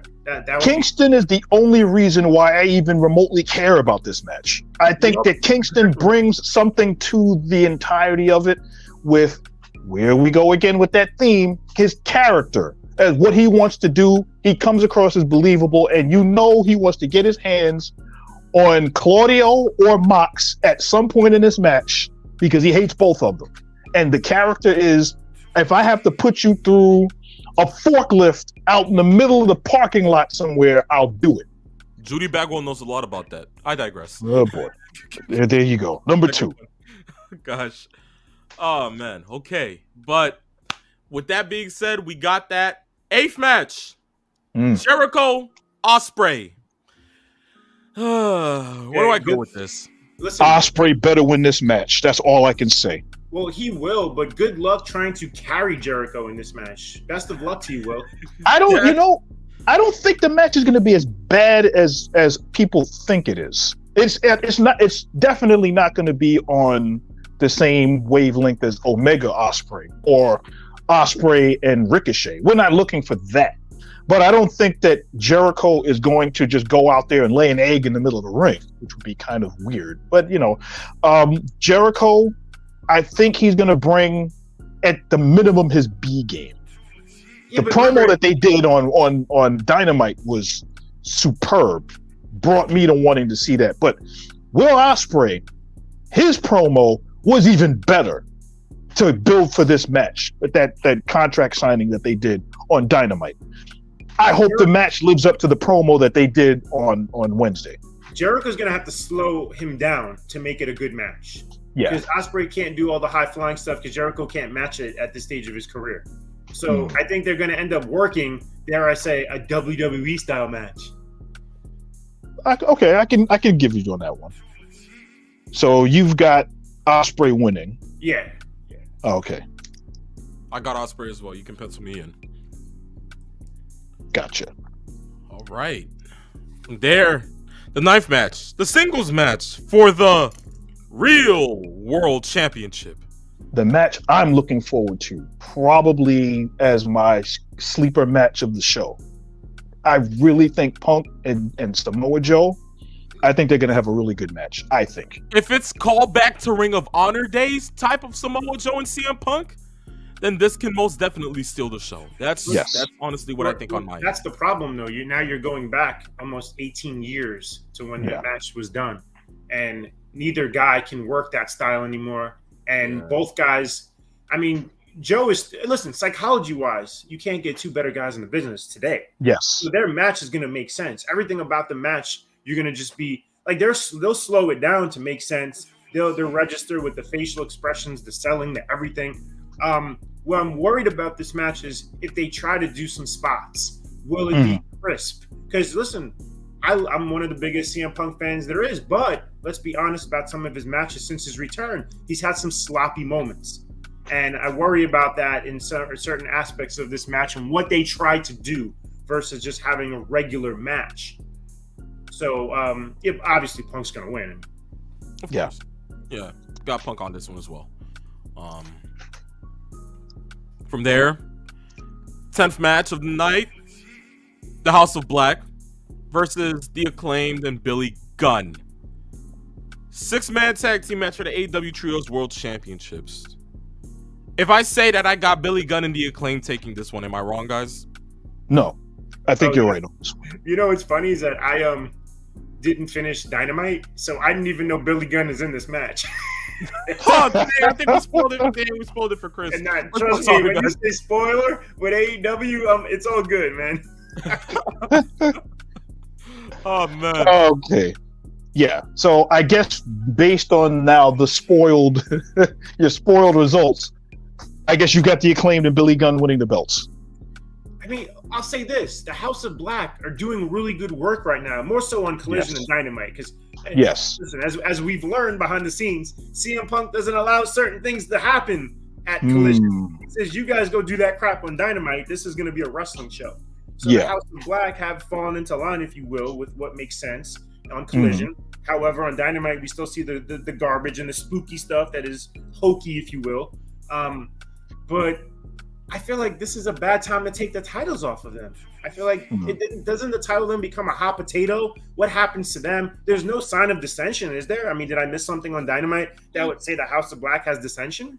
I don't see any dissension per se, but I think that, we've almost been conditioned that if a trios group loses a match, then that's automatically they're going to turn on each other. And that's basically what's happened in the WWE as far as that mindset. Like if a faction has a 6-man tag match and then they lose, we're almost expecting, wait a minute, are they going to break up now? And I think in a match like this, they can lose and have strife within the House of Black. So I think that I'm thinking, yeah. With how misused and how poorly booked the Acclaimed have been since winning the tag team titles back then when they were as hot as they ever were. In fact, we could have argued that they should have won the tag titles the first time, the match in Chicago when they lost. And the crowd was like, what? How did you beat them that night? And then, of course, they ended up later winning at Arthur Ashe. But since then, Tony Khan, you can't misuse a team more than he has with the Acclaimed. Yes. And now this whole thing with Billy Gunn, it's been a big, giant mess. Is that fair to say? It's been a mess. And yes. I just like where the House of Black is going. And even if there isn't dissension, I don't think it makes sense to put the tag just to do it. Okay, fine. But then what does that title now mean if you're going to just flip it just to flip it?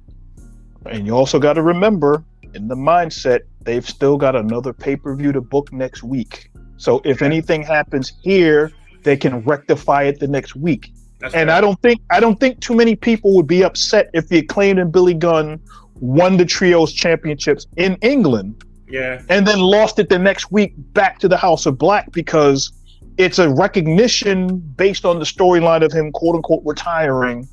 They gave him that championship on the big stage, and then they go into the next pay-per-view in Chicago. Then they get that match, they lose, and then Billy Gunn can say, well, at least the Acclaimed and Billy Gunn, they did win that Trios Championship. Well, wait, how about this thought? Because I didn't see the Dynamite angle or whatever it is they did to have Billy Gunn back into this match. Do you remember when Billy Gunn retired that Malachi Black said something in his ear? So was that addressed on Wednesday night, what he said to him? He brought it up, but he didn't say what it was. Yeah. So then my question is this. Now, it's already been done once before, and it was poorly done also, the booking, if you remember, when Billy Gunn turned on the Acclaimed to join his sons, and then like 2 weeks later, he's back with the Acclaimed. Remember how horrible that was? If you guys, none of that made any sense. So my question is, whatever I almost called him Alistair, whatever Malachi said to Billy Gunn, does that end up being the Billy Gunn turn on the Acclaimed on Sunday night or afternoon? Well, we'll tune in to find out.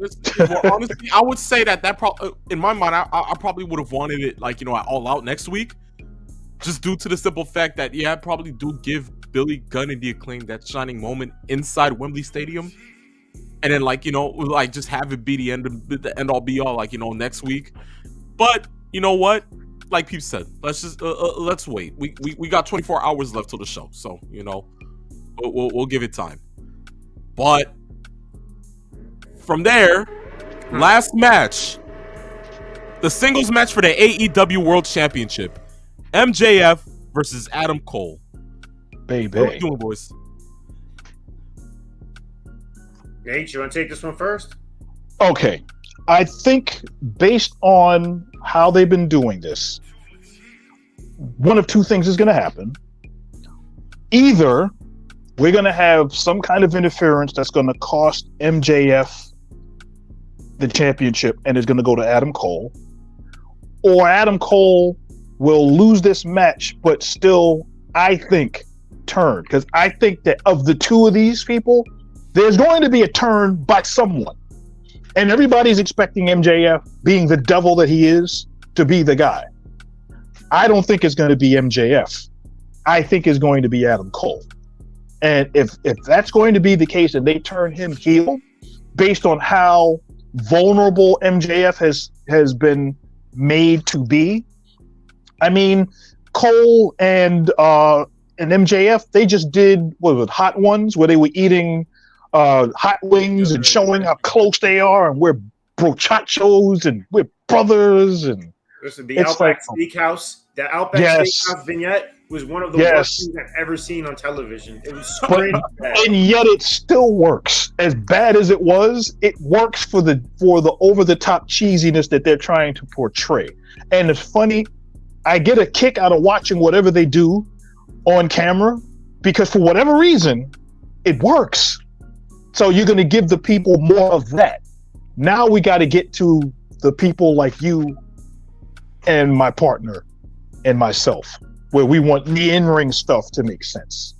And based on where all of the stuff has been going on the periphery, you've got Roderick Strong, you've got the Kingdom, you've got what has been going on between MJF and himself. You've got Adam Cole trying to see, I got this. Max is never going to know what hit him, that kind of thing. The intrigue is that everybody's expecting MJF to turn at some point, and they tease that they turn at each other.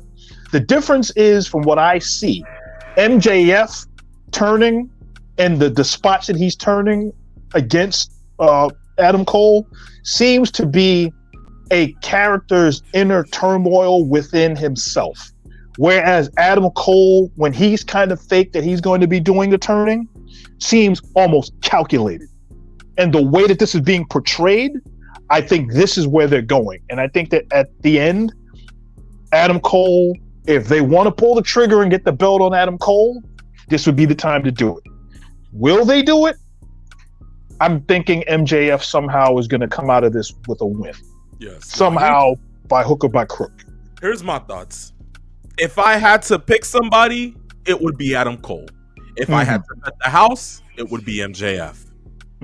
Honestly, out of the root of my mind, if I had to logically think storyline-wise of a way to go ahead and put the title on Adam Cole, it would have to be for this whole thing with Roderick and the Kingdom, where it seems like they hate Adam and they can't stand Adam for what he's doing.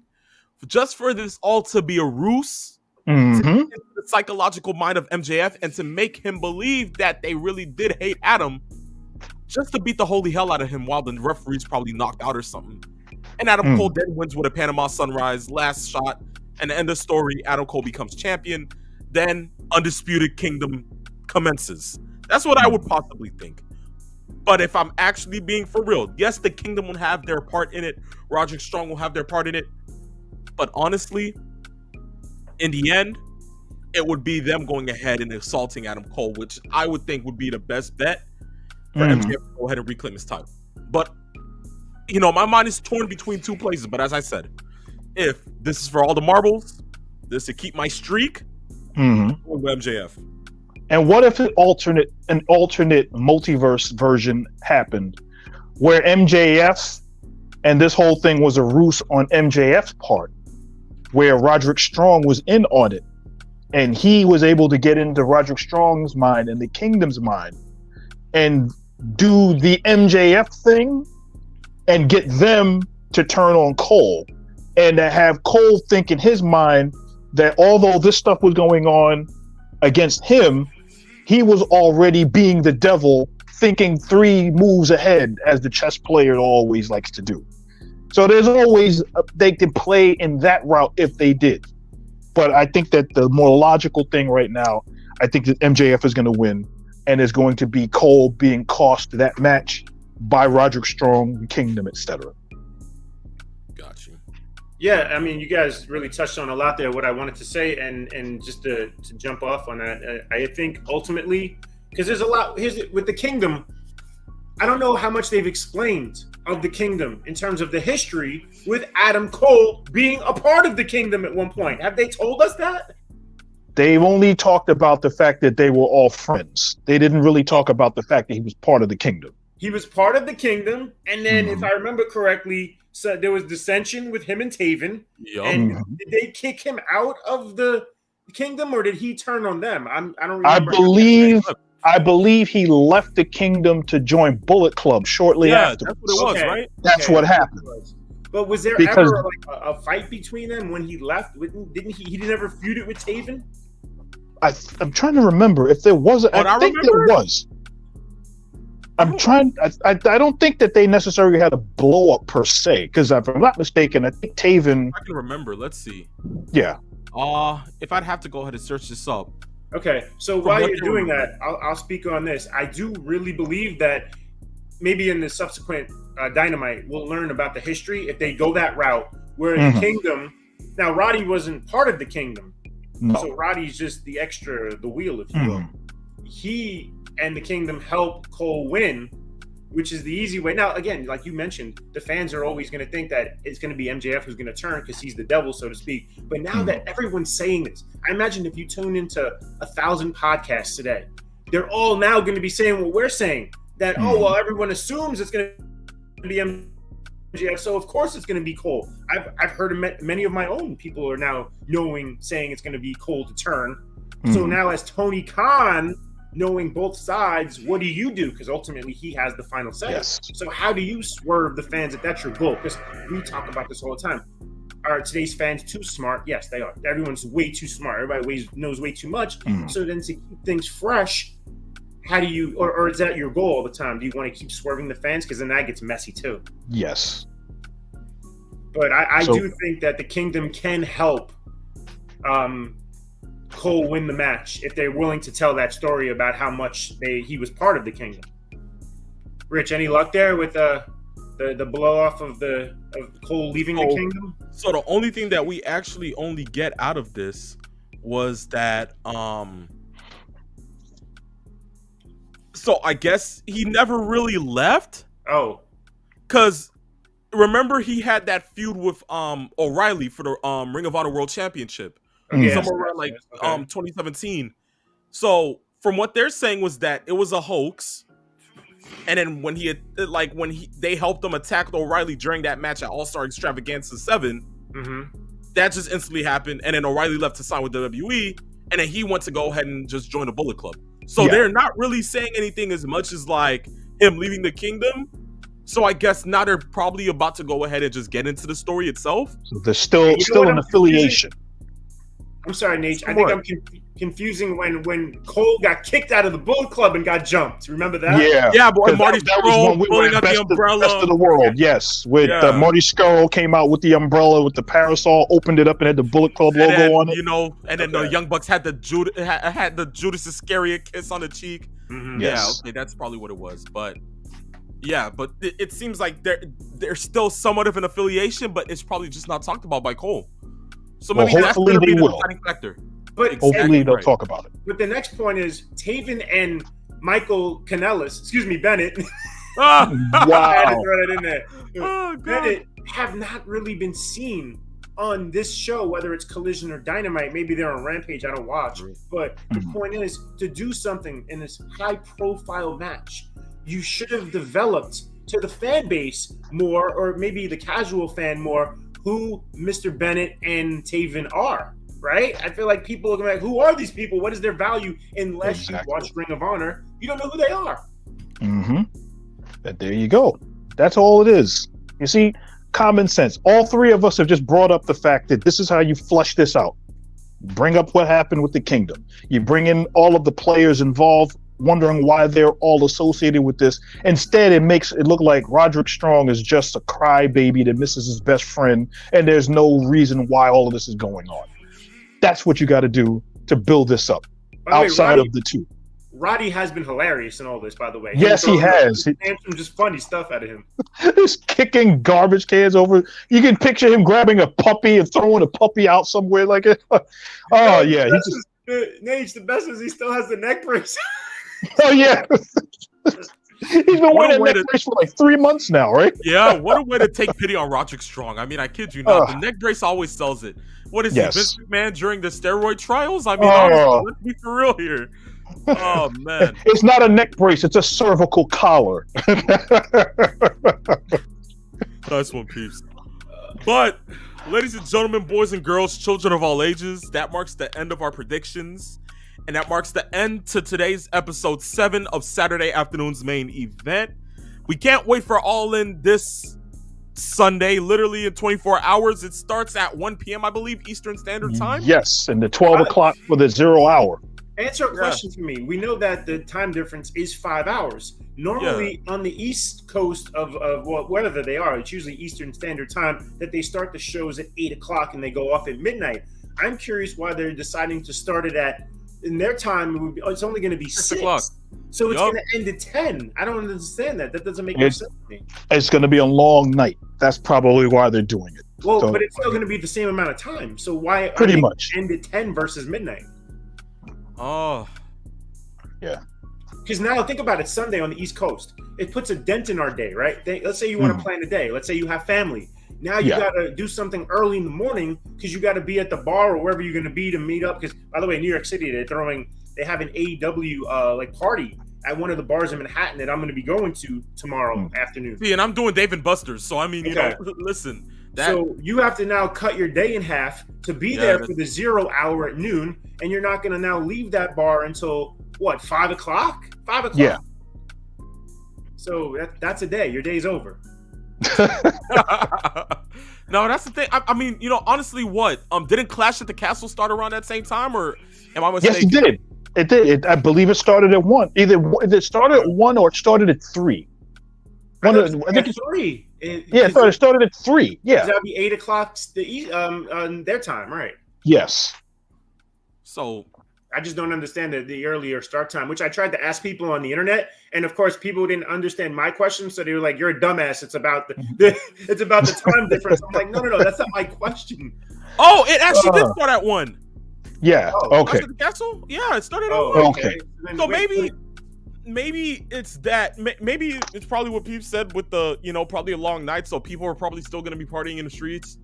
You know, probably it is a 5 hour difference, correct? Yeah, a 5 hour difference. Yes. So that means it started at 6 o'clock. Yeah. So that's something. Yeah. Wow. There you go. You know? Maybe they're probably going to try to get on the biggest charter flight back home and not try to have it be a plane ride from hell. You know, maybe so. Oh boy. Who knows? Yeah, let's not do that. I know. It would be great if they somehow by accident put the Bucks and FTR and Punk on the same plane. And Punk on the same flight. Oh God. Plane ride from hell part 2. Then Dark Side of the Ring will have they will have 15 episodes all dedicated to that one flight. There you go. You know how much money Vice would make from that? I mean, for God's sakes, I would literally buy a T-shirt if they made it for like, oh my gosh. Oh man. That. No, but honestly, look, 1 p.m. literally in about 23 hours, we're about to be sitting here. We're about to be watching the show. We hope you guys enjoy it. We know we are. But with that being said, ladies and gentlemen, we'll reconvene next week for Saturday afternoon's main event. We thank Christopher Morton from Morton's Law Podcast, Mr. 411, for joining us here. Of course, guys, always know, Chris, I know you're maybe going to be getting into, you know, like posting more content, whatever the case may be. But guys, he does have YouTube videos up. He has content up on YouTube and on Spotify, whatever you choose to listen, like, you know, virtually, audibly, or you want to go ahead and watch. It is up, Morton's Law Podcast, just like that, guys. Chris, is there anything else you want to go ahead and plug in, or? That's it. Yeah, I will be doing more work soon. There is a goal. The motivation's part of it. You're good, man. You're good. But with that being said, on this episode of Saturday afternoon's main event, I, the Phenomenal One, and I, the Peeps Nate, where we came, we saw, and to Mr. 411, I'm going old school again. That's it. That's it, ladies and gentlemen, boys and girls, children of all ages. Mic drop. Next week, exactly. See you next week for episode 8. It's a Phenomenal One. It is Morton's Law. It is Peeps Nate. Peace, love, farewell.